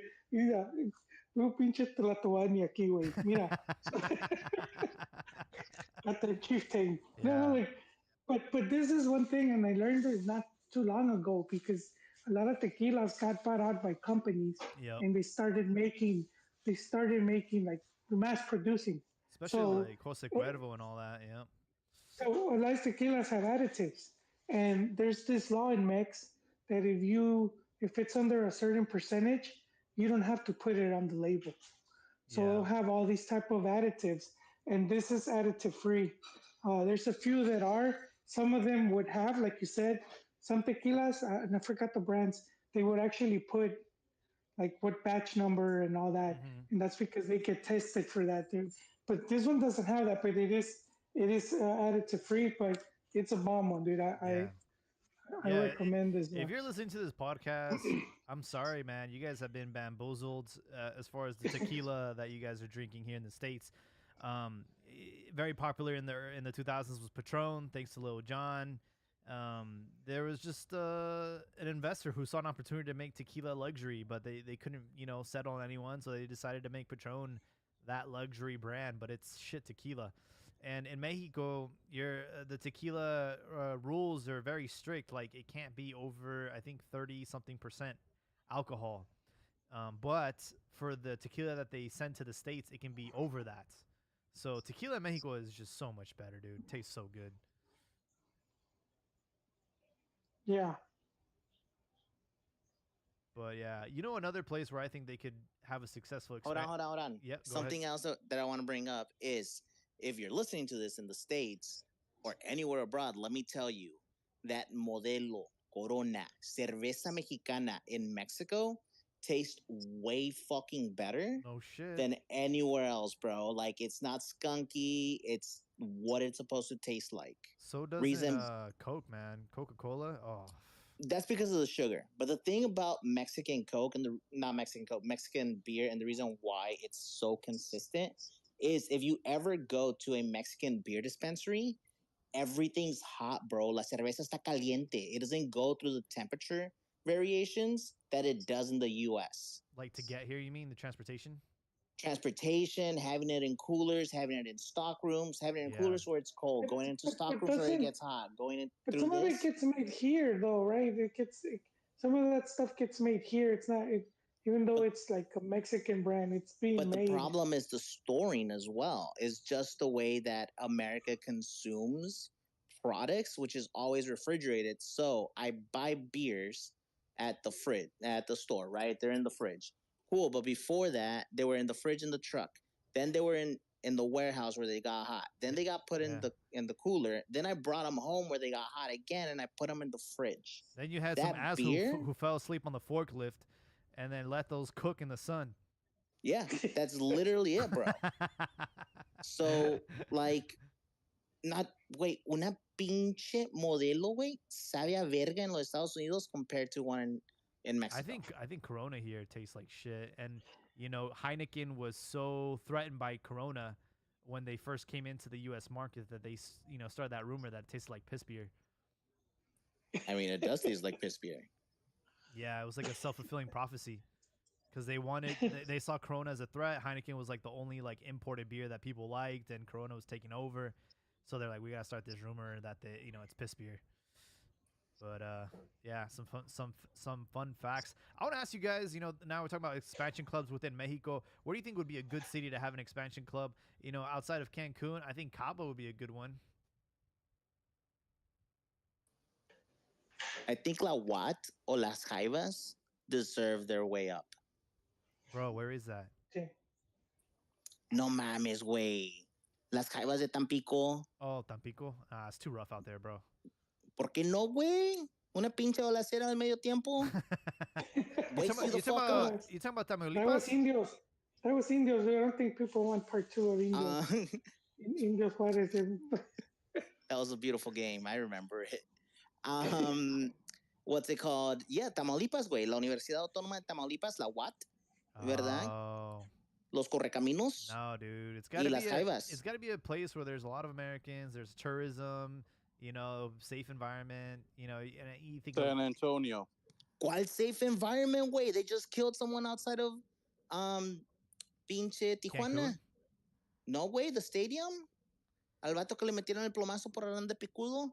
Dude, TJ has never been safe. What are you talking about? I'm talking about like exactly. That's what I'm talking about. What the fuck are you talking about? I'm talking about Mexico. That's what I said. I said places like Cabo, places like Cancun. I don't think PV would work. Although I would love the team in PV. I know they have a team in Nayarit, but I don't know, a place where Americans. Yeah. Correcaminos is in Ciudad Victoria. Not really a good place. In terms of football, soccer. Oigan, güey, todo el pinche slander contra Tamaulipas. I've lived there. Man, I lived in Tampico, dude. I lived in Tampico. I'm actually very familiar with Tamaulipas. So I actually went to the American School of Tampico when I was younger. But anyhow, Correcaminos, what they have the distinction of basically their dean back in the 80s, or I think it was 90s, shit, I forget. He was like the porro. He was the main guy at Watt, who decided to say, you know what, I want to play against America. Was going to go into Tamaulipas to play a league match. So the guy decided to suit up, and he played like 20 minutes or so with Correcaminos. I mean, that's just how sometimes Bush Liga base could was back in the day, But Tampico Madero, that's a different story. They have a lot. Tampico, they have a lot of history. They have a league Um, title. they do. Where's Asturias from? What's that? Asturias? Mexico City. Oh, okay. Mexico City. Now, Tampico is basically old money. I mean, first, I mean, they were a very important port back in the day. They had the first, Coca-Cola bottling company in Mexico. One of the, I think, the first airport in Mexico and stuff like that. So there was a lot of old money in Mexico, in Tampico, being a port city. Um, and they used to have a good, football team back in the day. Back I think they won a league title. Mm-hmm. Then they had Tampico Madero. They have a really good logo, a great logo. Um, it's sad. I mean, I wish Tampico Madero had a team again, like in the first division. I know that if I'm not mistaken, I think Grupo Orlegui bought them a couple years back, and they won a what is it, a Primera A or whatever it's called now, Liga de Expansión title, but Mm-hmm. they didn't get promoted. But Oh. Yeah, I personally would exactly. have. That was back in the day when promotion and relegation actually meant something. Y luego No, les this was metieron el dedo recent. por el culo y les dijeron que no. No, this was recent. When they won, with Orlegi. But I mean, like I said, it's I wish they had a first division team, but the thing with Tampico, sometimes the fans. There's a reason why there's the big four. Chivas, America, Cruz Azul, and stuff like that. Independent whether they're winning or not, they've been consistent in terms of like they're not folding, they're not quitting and stuff like that. And I find that sometimes that the Tampico fan is fair weathered, where they'll turn on their team or they just won't show up and stuff like that. Like especially like in the '80s when they reached the finals, in the mid '80s, and like when Carlos Reynoso was there, it's like you thought it's like, oh my god, what an amazing fan base, but then they start sucking and boom, they forget about the team. And Mm. unfortunately, many places like that are in Mexico. Yeah. So I mean that's why sometimes it's hard for investors to want to invest and stay on a long term basis. Pero Yeah. también, güey, it's not just that. It's how many times has La Jaiba been torn apart, told that they're moving, they move the team, they do a bunch of shit to that fan base to where you tear it apart. And when you're finally telling us, oh, we're coming back, sí, güey, chúpame un huevo. Fue lo mismo que me hice la vez pasada. No, but it works both ways. It works both ways. If you're gonna be committed, I get that. But like for example, Grupo Pachuca, Jesus Martinez, the guy went through two relegations, right?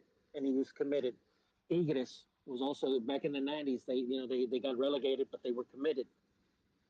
Now, if you have those type of ownership groups, great, because they've anticipated that they're going to be relegated, and they've anticipated that hey, they may not have a lot of fans at first, but there's a project in place, and then with time, you prove people wrong, and you get the fan base, and they start becoming loyal to you. Not every investing, not every group is going to be like that because unfortunately, it's not your money. People, when if I'm an investor and stuff like that, do you really know how you're going to react if you're basically investing in a project 3 years, 10, 3 years, 5 years, whatever, 10 years, and you're not seeing a return? You got to have an exit strategy. Yeah. That's just the way of life. So I mean, it's for me.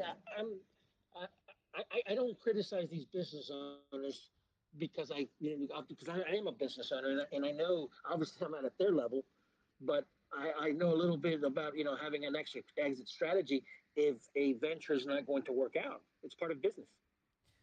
Yeah, real quick.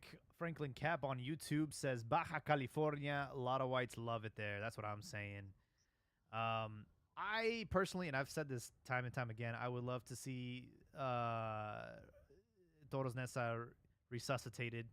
I would love to see them back in first division. I think Mexico City can have plenty of more teams in the first division, also in Guadalajara as well. Another team in Zapopan would be nice.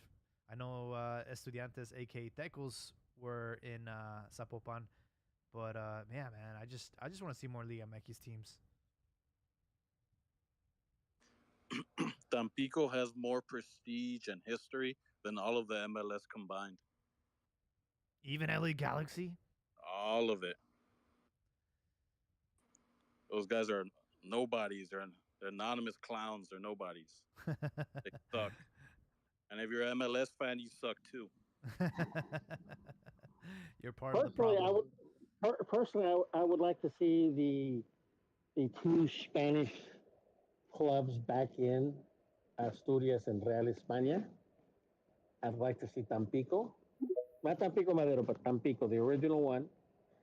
I'd like to see, what do you call it, a team from Guanajuato, whether Celaya or or Irapuato, because they also had a, yeah, Puerto, man. Freseros, right? and yeah, los Freseros, and I'd like to see Veracruz back at it again, like Tiburones, like, but go legit. Veracruz would be definitely need dope, bro. Tiburones Rojos back, bro. Yeah. I want to see Isn't British Jaguares back? Cricket Club. Jaguares is another one. And you know what? I don't know if we mentioned it or not. I think we did. Iguanas, right? From Cancun. Oh. Son las iguanas.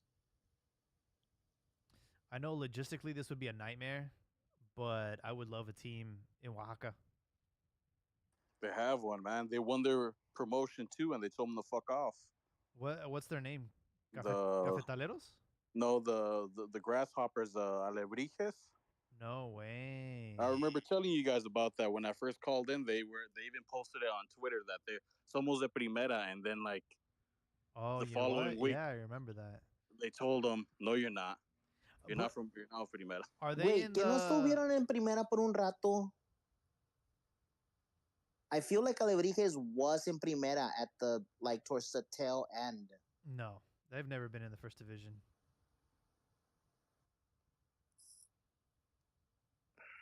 There was that one random team, excuse me, that lasted 6 months in the first division, Colibri. Ándale, esos eran los que estoy confundiendo. They're from was it Cuernavaca? I forgot where. The airline guy, right? Mm-hmm. Like talking about one-hit wonders, it was Colibri, Leones Negros, Lobos WAP, Lobos. ¿Quién más? Those are the big ones, really. Dorados. Oh yeah, Dorados. Dorados was in there for a little bit. I forgot about them. Ron already mentioned them, but Irapuato, they were in the first division. Back in the 80s, they had what was Campesinos, Atlético Campesinos, what is it, 70s and 80s. Mm-hmm. They need to bring back British cricket club. That's what they need to do. So they had the Campesinos and stuff like that. There was a time where Querétaro had three teams in the first division, and they all sucked.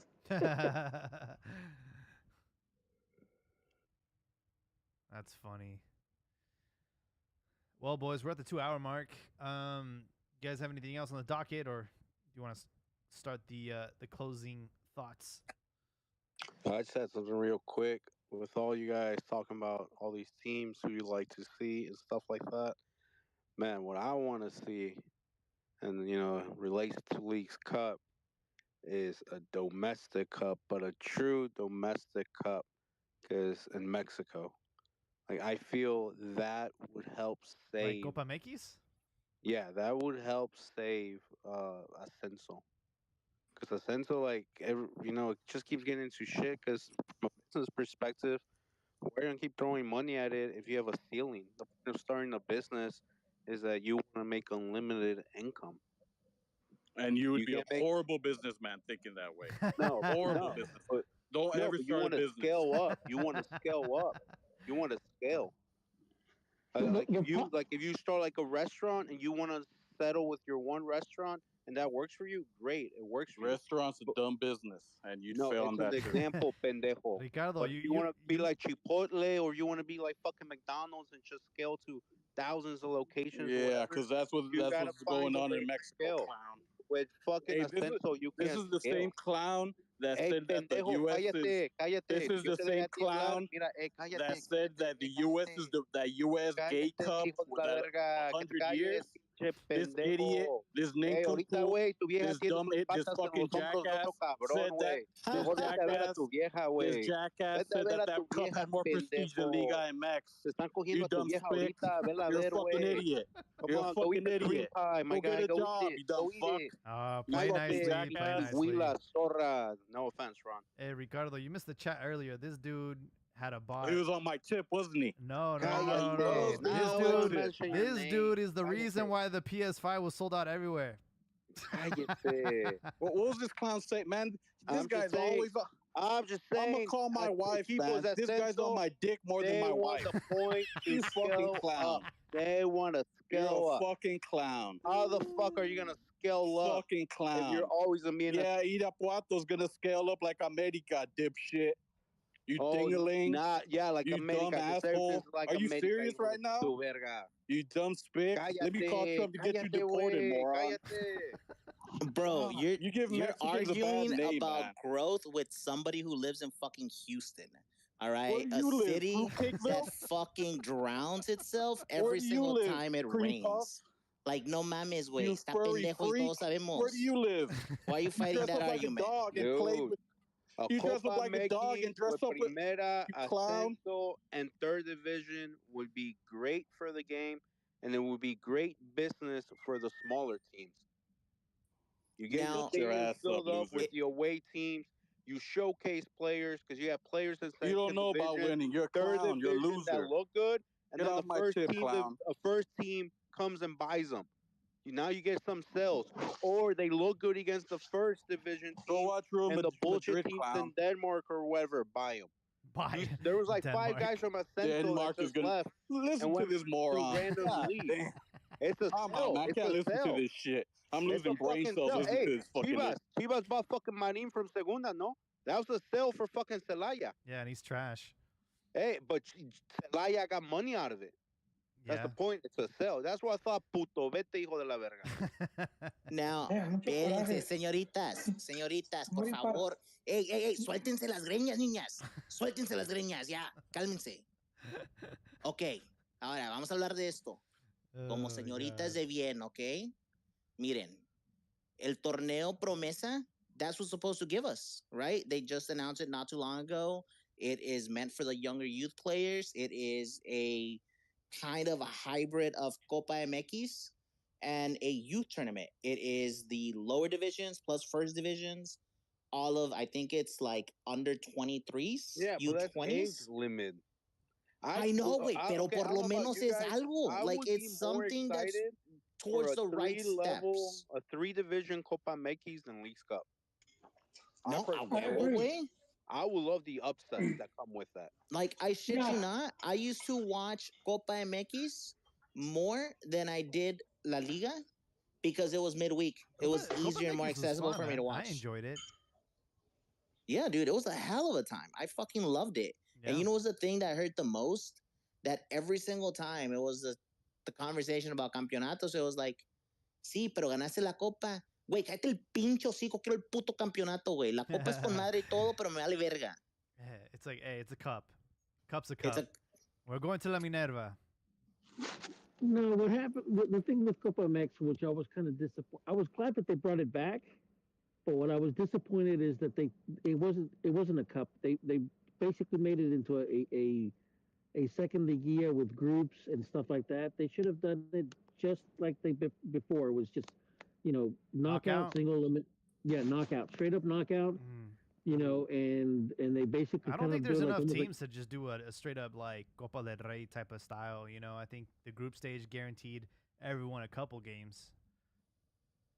Yeah, but that's. I didn't mind the group stage. Hey, Tavos. Could I take a second and take a small little sidebar? Hey, Al Pastor, I think you might have scared Ricardo away. he's gone and he's checking in on his vieja because you know what happens. You told too many truths. Y ahí le está hablando, mi amor, ¿por qué no me contestas? ¿Dónde estás?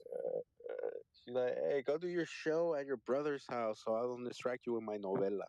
He's going to be like, ¿por qué tienes apagado tu location? Prende la pinche perra.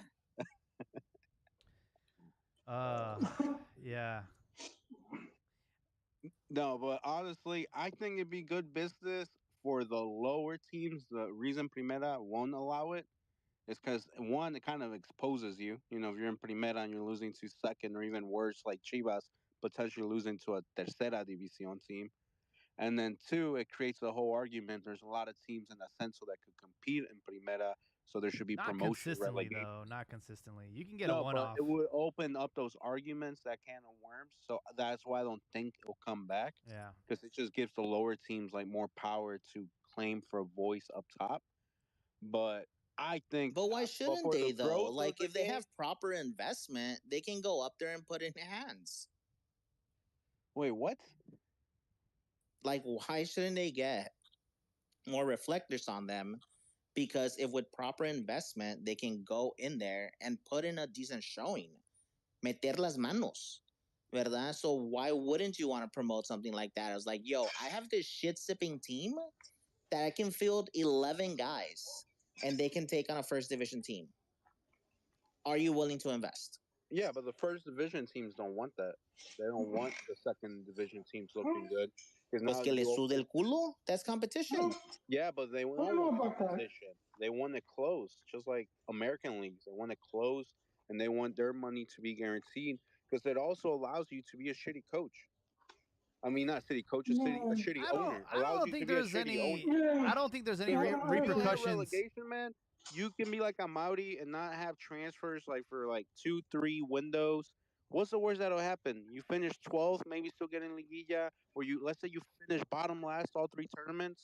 You pay a No, quote I fine. understand that, but I don't think there's any consequences from getting ridiculed in Copa MX.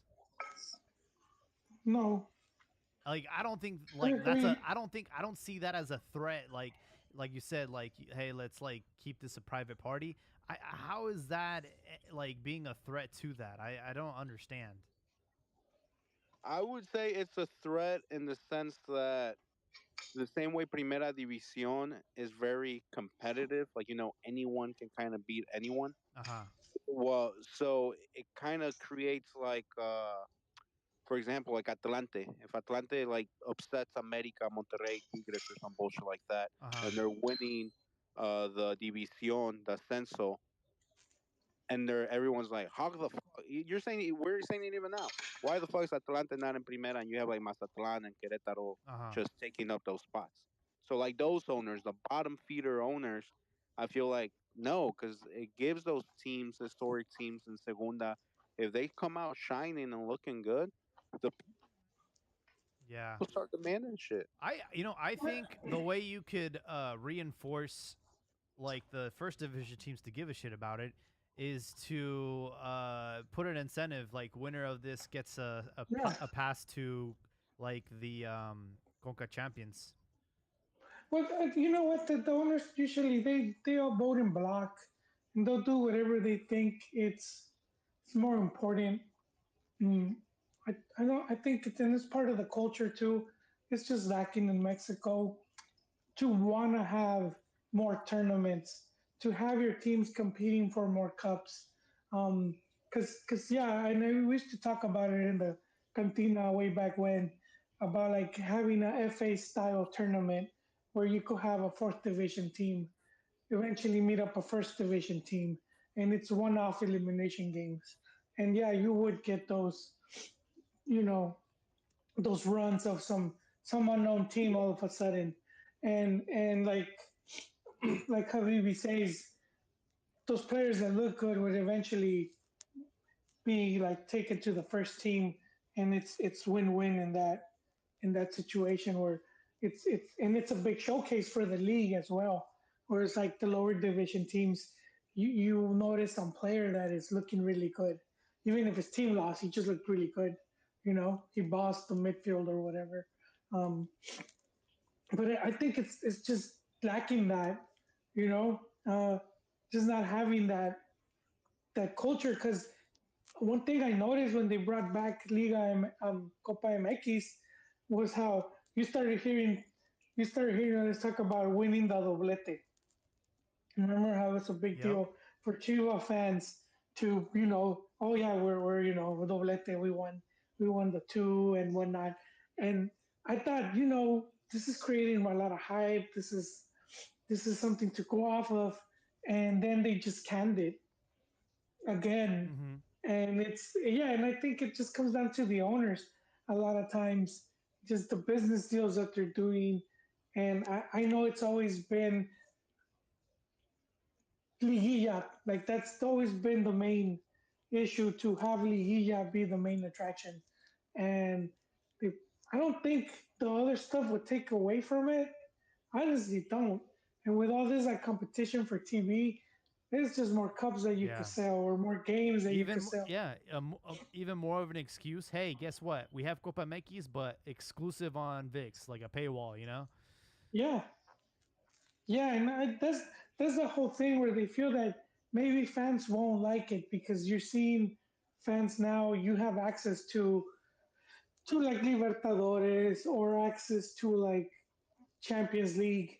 But I mean, as long as you value your own tournaments, the fans will follow it, because that's something you see a lot, like in South America, where um, they prioritize their own tournaments over any other thing. And you, Max is sort of seem like we're kind of snobbish. It's like, yeah, I don't watch that. I puro champions, papa, type of shit. You know what I mean?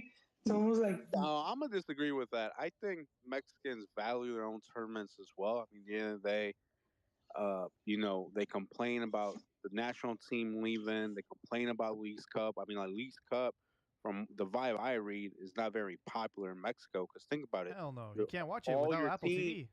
all your teams are leaving. They're leaving the fucking country and go play over there to give the Pochos more power because you want their Yeah. money more. You're giving them more games, so you're left with no damn league like for a whole I'll, month, yeah. and then your players return injured. The team doesn't look so hot as opposed to you were in the beginning.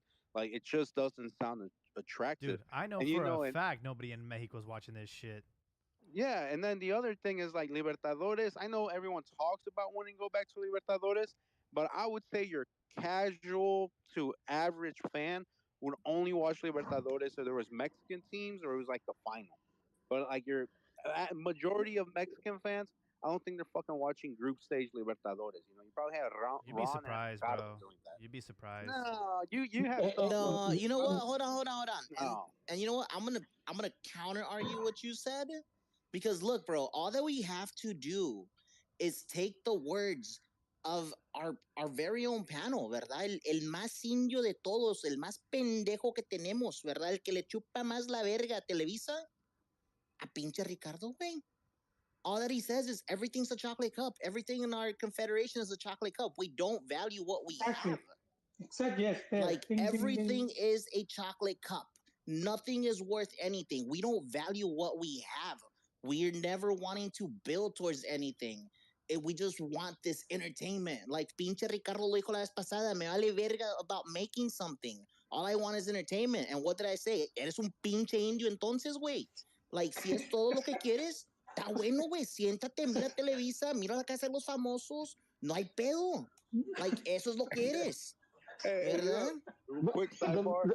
Casa de los Famosos. That's what this girl told Adrián Marcelo. He's like, vete a la casa, tu vieja tener los pies encima de los otro vato. I was just quoting the show, bro. I know, bro. It was a beautiful thing. But So great. Pero like, anyway, no mames, güey. Well, Si eso es lo que quieres, like, that's the problem with Mexico, right? Everything is a chocolate cup. So we don't value what we have. Now, the thing is, we love to complain. We love to eat member berries and complain. I'm like, ¿te acuerdas cuando estábamos en Live, güey? Eso era cuando éramos la mera verga. Pinche cuau, güey. Le dijeron que lo iban a matar. Y dijo, ¿saben qué, güey? Me la pelan y les metió goles. Like, that's all we want. But I'm going to be honest with you. The average Mexican fan wants to return to Libertadores. Why? Because we don't value our own domestic product. No, I'm not denying that. I'm saying the average fan doesn't watch Libertadores when there's no Mexican teams in I'm it. sorry, but I'm sorry. You have a fucking Chevy Nova and you have a fucking Lamborghini, dude. It's yeah. You can't. It's not about valuing your own. It's that since fucking what 50, 60 years, Concacaf. Only a couple nations have improved in the last 50 years, and it's really only been what about 4 teams that have improved in the last 40 years. The other 30, they're never going to improve. At least but Ron, forget CONCACAF. Just Liga MX having their league, and I'm sure they could have 3 cups: a Copa MX, and another Copa whatever, and then whatever bullshit tourney they play over here. Y mira, y nomás rápido, ¿verdad? Nomás hablando de las putas descarga. Ahí estás, güey. ¿Verdad? You're making the argument right there. But like I said, it's geared more towards Copa MX and everything else. All that we ever want is just to return somewhere else. I don't know. I don't care. You can wish all you want. Yes, you can wish it all you fucking want. CONCACAF is not going to be a premier confederation. It never will be. Ever. We'll see what time has to say about that. We'll see what time has to say about that. How much more time in 60 years? Longer than what you are willing to wait, but more than my lifetime. I'll be dead by then. Exactly. I'll be dead by then. So entonces me vale verga. I'm agree with Ron on this one. It's just because, I mean, geographically, the region is just so weak. I mean, like a bunch of your members, don't they have like equal voting rights? Like it's just a bunch of islands.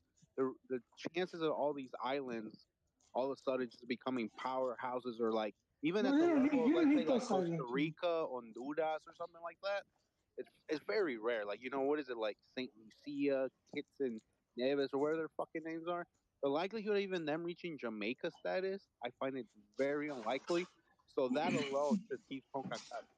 Same thing with like Nicaragua, Guatemala. But you don't need that many. CONMEBOL is just 10. Yeah, but it's 10 in the whole region, and we have what, like 30? But that's why I'm saying you don't need all like, of that. If you only have like 10 good ones out of 30, it means the majority of your region is weak. As opposed to down there, if only Bolivia and Peru suck, that means only 20% is bad. You're forgetting 3 countries. You're forgetting 3 countries in South America. Okay, CONMEBOL doesn't want them. Okay, so that should tell you something. You fucking dead weight. You get the fuck rid of it. And I'm sorry, Mexico does not gain anything by playing fucking Dominican. It doesn't gain anything by fucking playing Barbados. I'm sorry. You can wish you want. I was like, oh my God, we don't value it.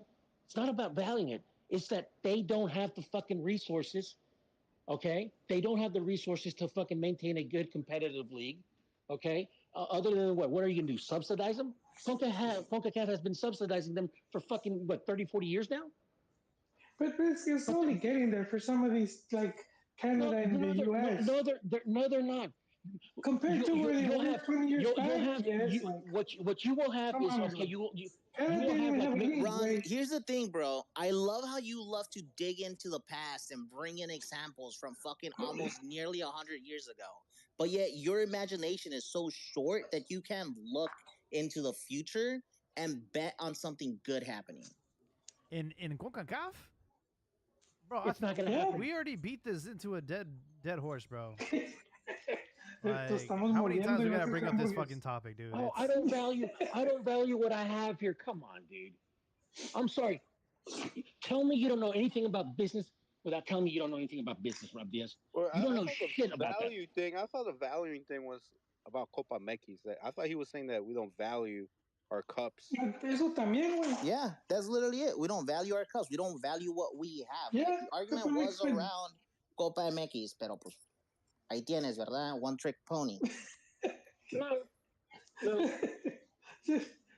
Yeah, I thought the argument was like comparing like Copa MX to Libertadores and stuff like that. Like that fans don't. No, because he keeps going back. I think fans would, man. I think fans would. Because he keeps making his argument. Oh, it's shit because we don't value it. and stuff like that. And no, how many more fucking years? How much fucking more money do you need to invest until you realize it's not going to get any better? You think Wait, what's not going to get better? Are we talking Copa CONCACAF. CONCACAF. Oh, no. Fuck CONCACAF. CONCACAF's not going to get better just because of all the smaller little region countries. But it has gotten better. It has gotten better. No, okay. I'm going to tell you how it's gotten better. All right. So, Real Madrid, they had Mariano, who played for Dominican Republic, and now they have Jeremy Leon, who plays for Puerto Rico. That's how it's gotten better. That they're subsidizing and they're putting the resources in these countries for them to have like their local leagues. And then out there, here comes like some scout finds the one good player of all the hundreds, and they take him with them in Europe. That's maybe it's making it better in that sense, but it's not making it better where these players are staying here and the region's getting better. Same thing with the Caribbean teams. The Caribbean teams, when they call up their national team, where do they all play? Second division in England, Denmark, like they play in all these lower leagues. Yeah, so but you're looking at this at the club and player thing. Hold on. But now, improvement is at the... Hold. Yes. Okay. Did anybody, I know I watched it, but did anybody else watch the under-20 CONCACAF Championship? Yep. Mexico, U.S., the fucking Guerra Fria. Tell me about those fucking stands. Did they fill up? Fucking? They were in the shade. It was a fucking ghost town. Okay, it wasn't a ghost town. We don't value our shit. It was a fucking ghost town. Those cameras were the fucking final. The final. No, dude, if it's a final, I don't care who it is. It could be what it should be filmed. No. But this is supposed to be the fucking clásico de CONCACAF. The U.S. fucking Mexico. And it was a fucking ghost town, dude. It is, güey, pero luego le pones la tagline, sí, güey, pero son los morritos. No, hold on. So you're and this is why I'm telling you that fucking CONCACAF really has not improved. Because putting games in the U.S., when you're basically pitting, ethnicities against ethnicities and you're filling up stadiums, it gives you a false sense of growth. But that's not the fucking case when you take games outside of the fucking U.S. No. Case in point, no. You goes, take a fucking game. Take a Gold Cup into fucking Costa Rica. Take it into fucking Nicaragua. Take it into Mexico. You're not going to see success. You're going to see what you fucking saw last week, where you had basically the entire fucking stadium empty. And this is supposed to be the CONCACAF Clásico? Get the fuck out of here with that. It is not going to grow. It's not going to grow more than you think. So, hold on. So you're telling me that you go to under 20 tournaments? You go cover those as press? If that was Argentina, and Brazil. We're not even talking about Argentina. If that was Argentina and Brazil. Of not valuing what we have, right? Because now you want to shift the argument over there. No. We're talking about home weight. Otra vez, Papi Pemex, aprende el pinche nombre. Vamos a hablar del producto doméstico. Producto nacional. Yeah, you can't even talk about Argentina, Brazil, because I already said this before and I'll say it again. The reason that happens over there in those youth tournaments, because they're the soccer countries they think they are. The reason this didn't fill up like that, because Mexico's not a soccer country they think they are, and the U.S. is not the soccer country they think they are. So this rivalry, this classic. Yeah, that's true. That should have been that rivalry is a fucking product. That rivalry is a product of U.S. marketing. It is. I've been telling you that. I've been saying that for the last 30. But at the senior level, and even at the senior level, they're starting to like fade away from it because look at U.S. marketing. U.S. marketing is clásico de clásicos. U.S. Yeah, but it's a reality now, though. Because when you see the Mex media fucking melt over a fucking defeat, when you see the fans lose their shit, when you're already firing a coach because he lost, then it's a reality at that point. Señor, so I agree with you. They created it, but it's created now. Ahora, más que nada, dime, güey, tu rivalidad más importante que tienes, ¿cómo nació? Pues la tele, güey. A huevo. After the novelas, very television. Your team was created. Your whole fucking identity is the creation of a television network. It's another 30 How minutes. long did That that? was But hold on, that was the Super Clásico too, your point right? doesn't. Your point does. Honestly, don't stick. You don't know shit about history, dude. So don't even try that. Okay. No, Que te that's están right. hinchando los huevos, verga. America, As Chivas America fans, was already fucking a big team. America was already a big team before fucking Ascara ever got a hold of it. Okay, The so amateur titles, you're counting man. los títulos de chocolate now, Ron. Bro, A no, huevo. I tell my America buddies, they're like, Ron, how come when you lose to Atlas, no, but you get way this is more how. mad than when Look, you lose to America? And this I'm like, is because America's the one don't even feel this is real. look. The real rivalry I is mean, against Atlas, man. this is your point about we don't value CONCACAF. We need to make it bigger and stuff like that. You're the type of fucking parent that would send their fucking kid to a fucking low class, underperforming school rather than sending them to a private school just to prove a point. But the only person that you're really fucking hurting is your fucking own child. That's the type of fucking mentality that you fucking have. Oh my They're watch. talking about You the can't fucking. This- You're not going to get better. You're not going to get better playing in CONCACAF. Señor, You're señor, not. Dime que estás encabronado when you start to bring my son into it. Pero no hay pedo, No. ¿verdad? I'm just proving you a point. Pero mira, I'm güey, proving quiero you. que me I'm escuches proving bien a point. clarito. No, güey, quiero que me escuches bien clarito. You're talking about this whole sending them para que se lo madreen, ¿verdad? While you're over here sucking on the dick, wanting to go back to Libertadores. No mames, güey. Did Mexico improve? Yes or no? Yo, I don't want for my kid to go to a private school. I want que se lo did quiten Mexico, y quieres mandarlos a did Mexico Sudamérica improve? a de vez de que jueguen en los Estados Unidos. Answer the question. Por favor, did Mexico señor. improve? Yes or no? Did Mexico improve? Yes or no? When they were in Libertadores and Copa America consistently, did they improve? Yes or no? Mira, carnal, Were they voy a dejar que pelees. Were they sending more players to Europe? Ron, Were they sending more players I got a to? question for you. Okay, yes, Yeah. Mexico did improve. No. I want that answer. I want that answer. Players have been sent to No, Europe Mexico did after improve. But I they got a stopped question playing. for you with a private school. Will your kid improve better sports-wise at the favela or the rich white kid private school?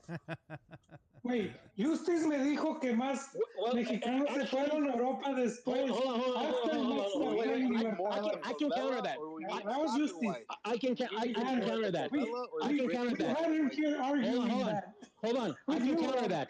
What happens when they're in the favela? They get taken to the academies, and that's where they get trained. That's where they get polished.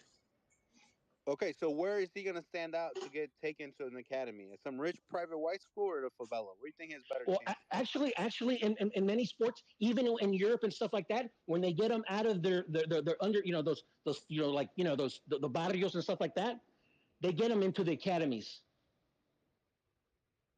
Because that's where they're going to get the training. That's where they're going to get the discipline. That's where they're going to get, that's where they're going to polish their skills. That's when they're going to learn spatial awareness and technique and tactic and stuff like that. Because there's a million guys with fucking talent. But you got to do something with that fucking talent. How did we get to this conversation, bro? Man, this is... Because I made Ron my bitch y se le hincharon los huevos. Oh, come on, dude. You're fucking intellectually inferior to me, dude.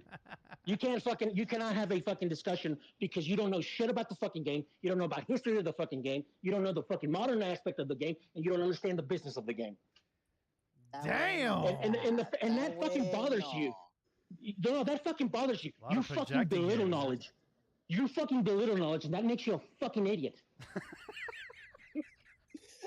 All right. We gotta take a step back. No. He can't answer a simple fucking question. He can't. I'm still waiting for a fucking answer.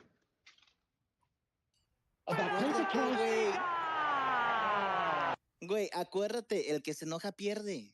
No. ¿O no creciste en el barrio? No. Don't start with that. Don't start with that. Answer a fucking question. Why can't you answer simple fucking questions? Wait, can you repeat the question? I already forgot it, man. I ain't gonna even lie. Your question was... Yeah, I don't even remember. Did Mexico improve? Oh, the When they were in Libertadores and Copa America. I'll answer it, Ron. No, wait, Ron, but Joel already answered your question that Libertadores did. No. I'm talking about that question is to the fucking IBS, okay? Joel already answered that question like 30 minutes ago. No, he didn't. I'm talking BS because he keeps fucking harping on. Oh my God, the reason why is because we don't value CONCACAF. We've improved CONCACAF. We fucking created CONCACAF, and it's still shit. Ay, güey, ¿cómo te arde They have ese tried. tema, They verdad, have tried güey? everything. They've tried everything. They've even created fucking competitions like the Giants Cup. I mean, they've tried and tried and tried. Different formats, different competition types, and stuff like that, and it hasn't done anything. We can win it for another 25 years, and it's not going to improve the product, at least for the Mexican player. Yeah. But we were talking about the league, though, man. You took it to CONCACAF. We were talking about just the Copa Mexi. MX, No, güey. he brought it up. He fucking brought it up. He brought it up. Hey, Rob, at least I respect No you for mames, staying, güey. Quick, wait, really quick. Up on Really, here, Ron. wait, You're not like your really other quick. hermanos. Wait, really quick. Cantina makes history. Ron had this discussion. We had the Univision Carlos Justice on the pod. And that was half the pod. Ron arguing Libertadores.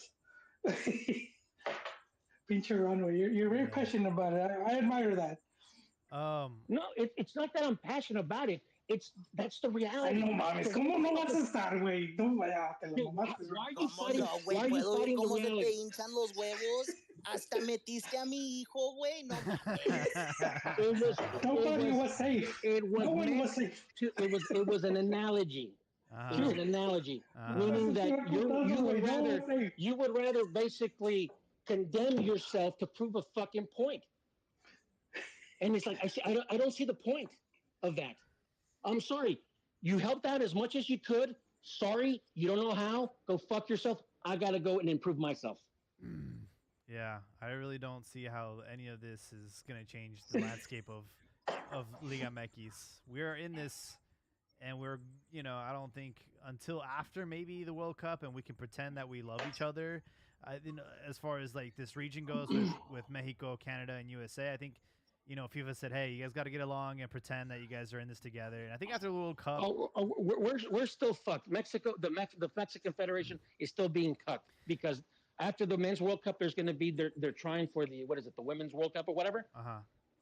Well, look, then we're going to be attached to the hip, and basically the Mexican Federation is still going to be cut. Then the only way I see us out of this is if Ricardo falls on his fat ass, causes an earthquake, and we end up in the South American region. That's the only way I can see this going for Mexico. Well, that's always there. I think there's a possibility of returning. I don't think the door is fully closed. No, it's not closed. They want us back. They're fucking. The CONMEBOL president has been begging for years. Please come back. Yeah. I think it sounds like a wild, wet dream, a wild fantasy. But I don't understand since everyone wants money. Everyone wants fucking money. I don't understand why they don't combine the Nations League between South America, North America, Central America, and your A-level Nations logistics. League. You say logistics. You say logistics. But that's if you're comparing it to like Europe. But here, man, it's fucking common to fly from fucking Florida to California. And it's fucking. So what's the difference between flying from? Dude, Europe is like the size of Texas. What the fuck are you talking about? It is. In 2 hours, you're in another country. If Texas is like half of Europe, bro, just Texas alone. If you compare it to Europe, but you tell me like if you're hosting like the Nations League, which is spread out throughout the year. It's not like a tournament like Copa America. Like you play like 2 games in March, 2 games in June, like bullshit like that. You're not flying to Argentina and then flying to the U.S. All your players are flying directly to the city where you're being played. What's in it for CONMEBOL? Exactly. The money. El pinche dinero. No. The money is not worth the risk of a CONCACAF team. I think you're saying that embarrassing them. The squeeze is not worth the juice. Is what you're saying? I don't know, man. I think the money would be worth it for them. I think It it would have to would. be a lot of money. I don't think. I think they already Comebol. have Dude, it if the because U.S. Right now, okay, Messi's about to retire and shit, but let's say the new stars are coming in. If the U.S. companies and everything are willing to get these oh players yeah, on Here's the their other thing, dude. soil, Nobody on fucking their cares turf, about Nations League. no, but that's what I'm saying. You make it more attractive. You It- wouldn't be more attractive yeah, Nations League, Mexico, yeah. Put her Argentina, up. Mexico, Brazil, Mexico, Uruguay, as I opposed to would. Mexico, You Jamaica. sold me. You sold me. But Yeah, but you but sold hold me. on, but hold Hey, on. we're But doing hey, guys, cosign. hold on. The Nations League, whatever, even the one in fucking Europe, okay? It devalues the the main Euro, exactly. the Euro, the Copa A lot of America. people, a lot of the bigger teams really, they weren't really in favor. At least a good some of them were not in favor of it. Obviously, the smaller teams wanted this because they wanted A games against uh, some of the more established teams and stuff like that. But for me, it's redundant. Well, You what know, was the whole purpose of this, anyways? Because it's like, Be, Oh, fucking Europeans started that they shit. tried they basically tried to standardize the calendar, for most of the confederations and stuff like that, and also to basically do away with exhibition A matches uh huh. to basically play quote unquote official matches. So they did the tournament, the Nations League Yeah. and stuff like that. I So just don't understand I'm why anyone would agree to that. It's like great. Like we already we already face each other so many times. I'm sick of seeing you guys all the time. Like I want to play against a different region. I No, don't. exactly. If you want to talk about something like that kills growth, it was Nations League. The creation of Nations League kills that growth. Because before you even had the possibility of what Mexico, and they wouldn't do it often, but they go to Europe, they play Yeah. Belgium, they go play Netherlands. Like it's like interesting matches. Maybe not for those countries, but for Dude, Mexico, you felt like you were growing. If you want to talk about same thing, even fucking Argentina, they go play Nicaragua as a fucking tune-up game or some shit. Like that have was we not growth for learned them. anything from bees? Pollination, cross pollination is great for life. And another thing too is, you get into these situations where because of Nations League, Mexico has to schedule friendlies against like teams like Valencia. Like what? And what happens if we lose? Facts, bro. What Hold on, happens have if we even what talked happens if about we lose that? to Valencia? That's Yeah, embarrassing. I would get That rid. is such an embarrassing move, bro. If you It's want to talk such a about small growth team or move. stunt of growth, they definitely need to get rid of Nations League. Yeah. And It, I get the growth. The idea of the growth was, well, you got level A, B, and C. The C countries never get to play Euros. They never get to play, Gold Cup. But if they get promoted to B League, then maybe they can get promoted to A League. The likelihood of that happening, or even if it just benefits the one little country, I don't think the benefit outweighs the cost. and I actually I'm not You're entirely 100% right about that. yeah, I'm not You're entirely 100% familiar because with what most happens when a noble team wins. causes have a lot of negative unintended consequences. And like I said, can just one of the problems that you're having right now. And I remember there were I can't remember what fucking Euro game I was watching when one of the pundits was talking about how some of these players and the amount of games Yeah. that they've played, in the past in a calendar year and stuff. I just, like I said, I don't. Not everybody's going to grow at the same rate. Not everybody's going to get better at the same rate. And to basically, stick that magical hand and try to interfere that that somehow magically, you're going to get, the Dominican Republic, Football Federation on par with U.S. Soccer or Mexican Federation. It's not going to happen. It's not going to happen. It's not going to happen in a generation. It may not even happen in 3, 4 generations. They can still improve, but at the cost of what? Of others improving? My question is like what is there to gain from winning the Nations League, right? Like does that guarantee you a pass in the Euros? It doesn't guarantee you a pass to the World Cup. I don't think there is a benefit. I think you just win it. Yeah, no. Cuz like, Yeah, what's crazy is Italy won the Euro in 2020 and still failed to qualify to the World Cup. yeah. At least the Gold Cup, gave you the Confederations Cup. If anything, I would argue the fact that it's a disadvantage because you get to face, like, the minnows get to face all these big teams all the time, and then, are able to build a strategy to defeat them. Are you talking about the U.S. in the 90s and 2000s? They learned how to play Mexico. Yeah. Yeah. I did have one last thing with some of the topics. What's his name? Luis Chavez is in Russia, and today I saw a post about him being rumored to return to Mexico, this time to Rayados. So, in the end, was it even worth going to Europe if you're Luis Chavez? Because especially Russia, bro, out of all the fucking places. Are you asking the argument that I keep making if it was worth it? Go abroad, because worst case scenario, you come back to a fat check with Tigres. Out, man. But that's if you were already a player with a good contract. Hold on. Also, he did decent. Then they won a title or some bullshit like that. He did decent over there.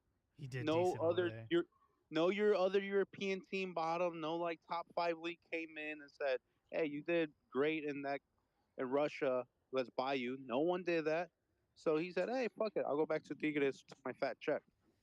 He gave it a try. It didn't work out, but he's still getting paid big bucks. All right, now here's my thing, right? Has it's already been established, right? Soy un pendejo and I don't know what I'm talking about. But if anything, this just establishes more credibility to that conspiracy theory that there was, that this was a big money laundering ploy. Because he pays his own exit clause. Mm-hmm. He goes over there for 1 year and then comes back all of a sudden. Even after he did well. What do you mean all of a sudden, bro? It's fucking Russia. They're banned from all the European tournaments. And that was the whole conversation. It's like, why is this move happening? Why the fuck is he going to Russia? Oh, wait, there was those connections with funny money and like all of this. And then I was like, no, we just stopped talking about it. And now this is happening. Things are starting to line up. Como dije, soy un pendejo, but at least I remember things. I don't know, man.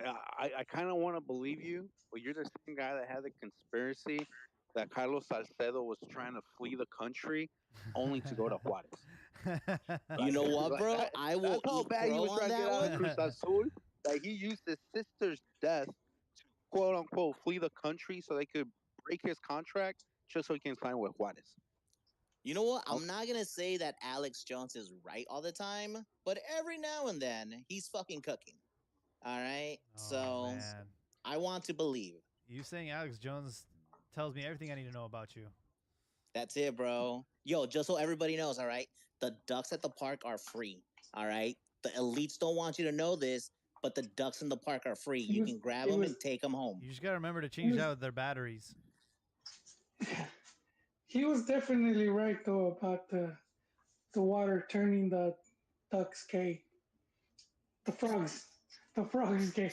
That shit was verified, dude. Oh my god, dude! I'm gonna stop this podcast. Anyway, I'm gonna go on that tangent. Yeah, dude, I got receipts on that shit. Because they were dumping some shit on the water. Oh and my god! That's what changed it. Dude, I'm gonna stop right there, dude. It's been a good night for everyone. Closing thoughts, guys. We're 3 hours in. All right, I'll go first. You know what, way? Adrián Marcelo para ganar la Casa de los Famosos. Me vale verga todo lo demás. Fuck Leagues Cup. Fuck this and that. Adrián Marcelo, papi lord. And don't forget, go to Manscaped. Use promo code Cantina. You dirty motherfuckers. Shave your balls, shave your asshole, and wipe them. That's true, man. All right, who's next?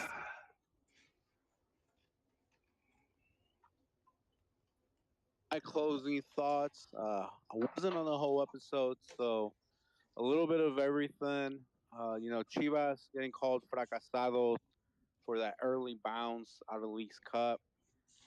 Got to make up your mind, man. It reminds me of that meme where, like, there's a cake on one chair and there's a dildo on the other one. Like, which one is it going to be?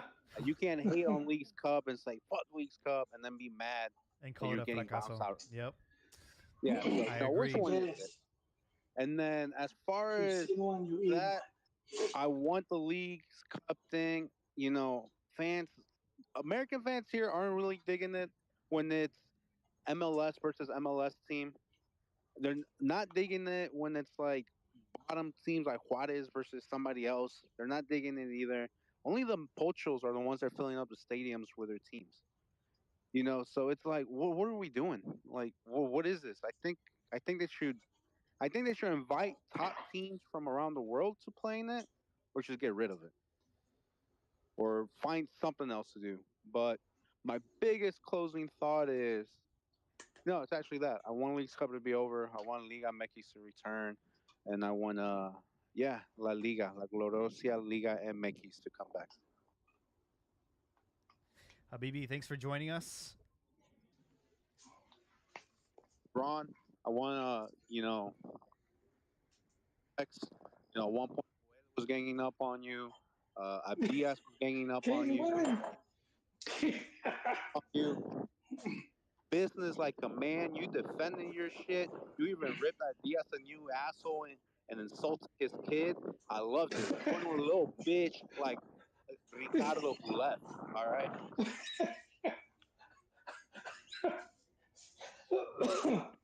Oh man, it was in the gang of me. 100 people could gang up on me, and it still won't change the fact that CONCACAF is not going to get any better. We're to the point where it's going to catapult Mexico into the elite stratosphere. So you can get 200 people here, you can get 1,000 more people in the chat room. They can all fucking gang up on me, but I know that history, and I know that the current state of affairs is on my side. I think CONCACAF, when they reinstated the Gold Cup and they invited Brazil, and Mexico's now playing Brazil in an official match, beating them. That's back in '95 with Cuauhtemoc. I think that helped catapult Mexico, and that was through CONCACAF an official tournament. And they did it again in '03 when they faced Brazil twice. That's pretty much La Volpe's calling card, that he beat Brazil twice. Brazil with Kaká.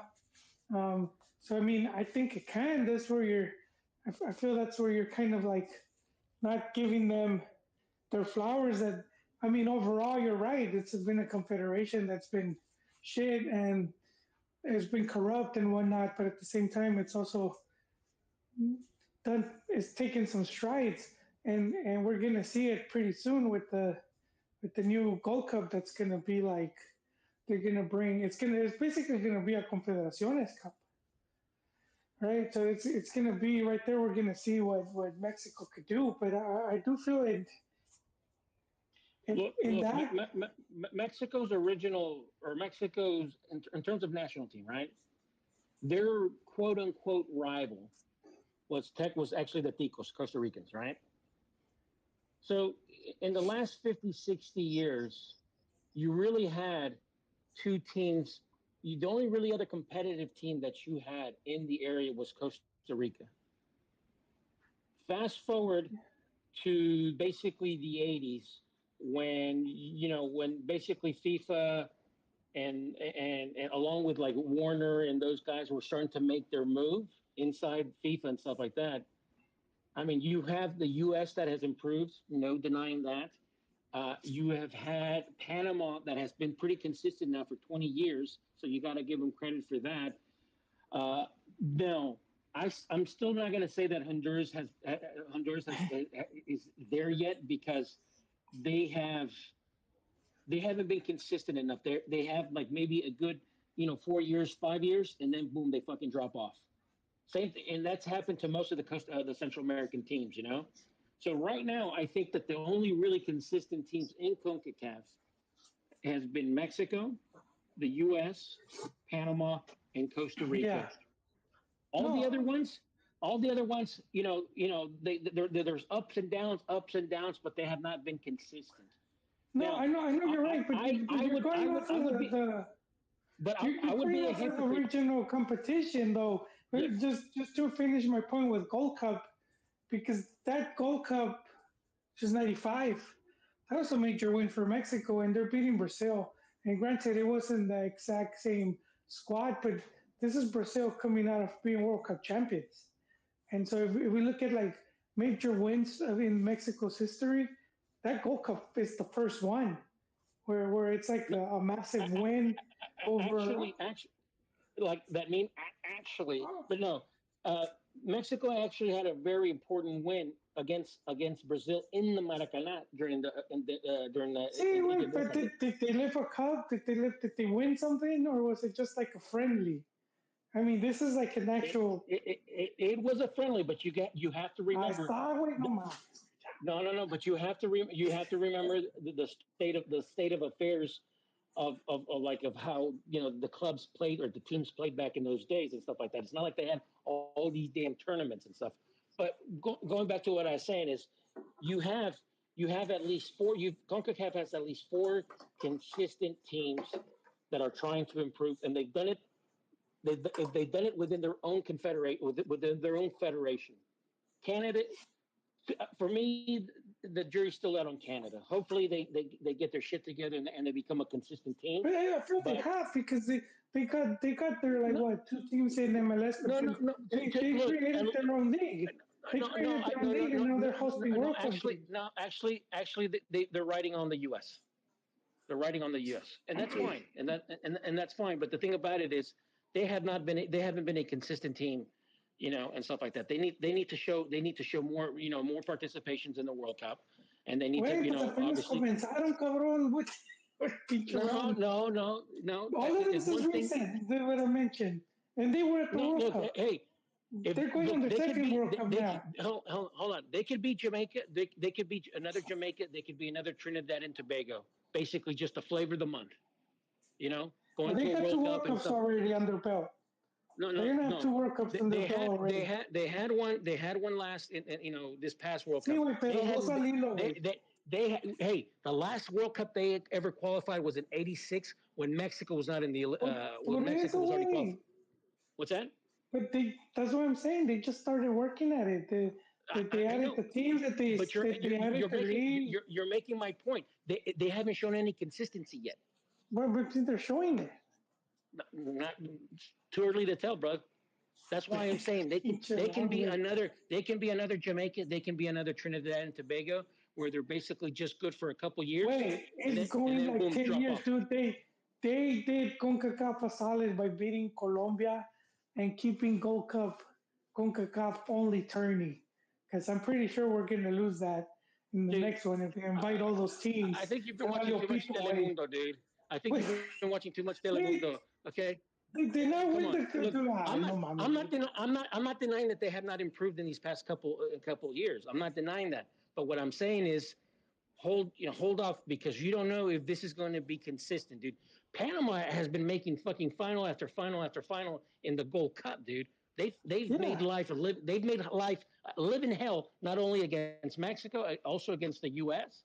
So I mean, like I said, that's you why know, I'm not. that's five teams right there, If you're dude. taking care of your shit, dude, whether I like it or not, I'm going to give you credit. That's why I give Well, credit to Costa Panama Rica. is basically Colombia light, but You're right. that's You're basically right.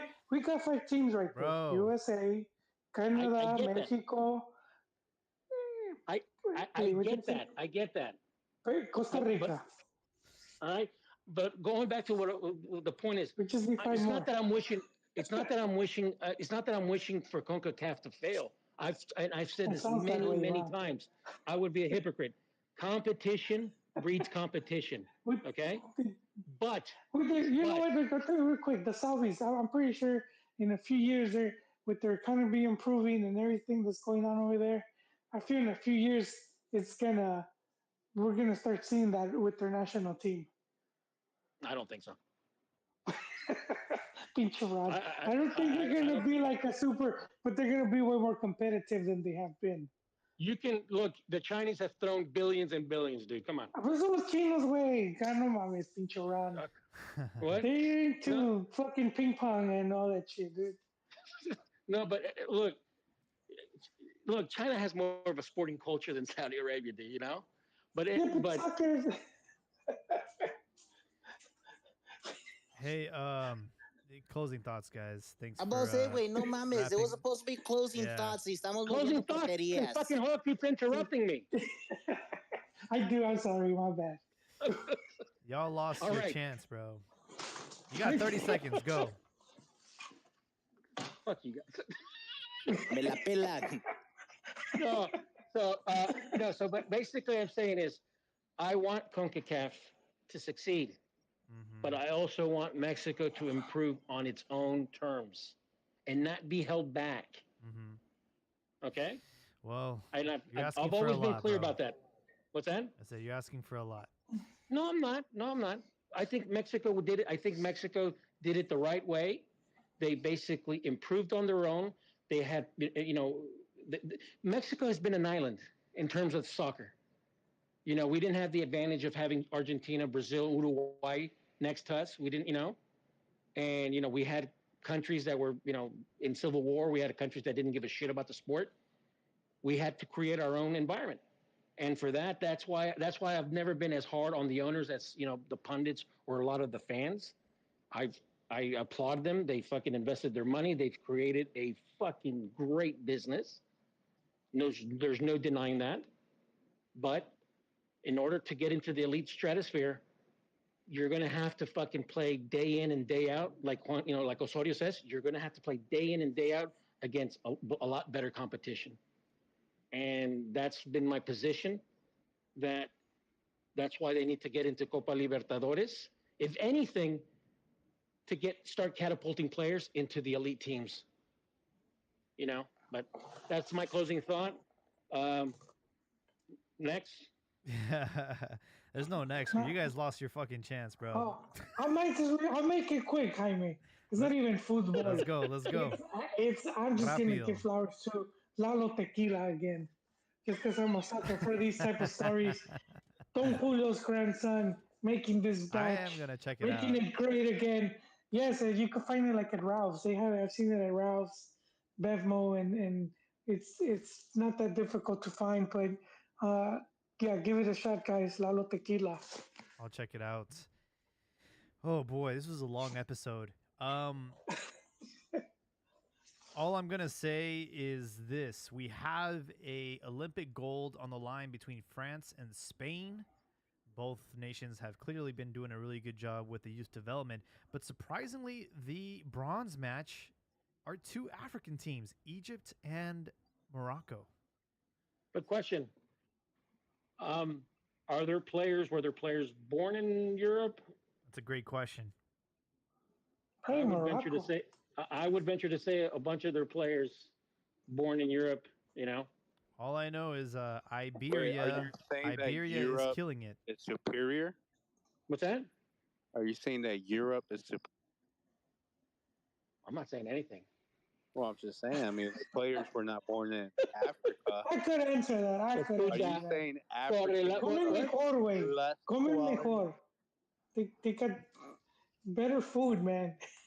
All I know is we need to send Mexicans to Iberian Peninsula because there's something in the water over there. Wait, we don't need to send. That's in our DNA already. Or we just need to start claiming these dudes as Mexicans like France do. They're one way or another. We need to figure out a way to go to Africa or to, claim some of these dudes like Wale. Wale is a bad example, but we need to find more of those Mexican Spaniards. But yeah, guys, really appreciate everyone's energy. We have Leagues Cup action this, starting tomorrow, Thursday, Friday, round of 32. I'm very curious to see America's debut. They are the champions of Liga MX. They're going for a big 3 titles in a row. And you would hate to see them lose against Atlas on Friday, but who knows what will happen. We'll be there. Make sure to catch us on YouTube and on Twitter Spaces. It's been a great one. Everyone have a great night.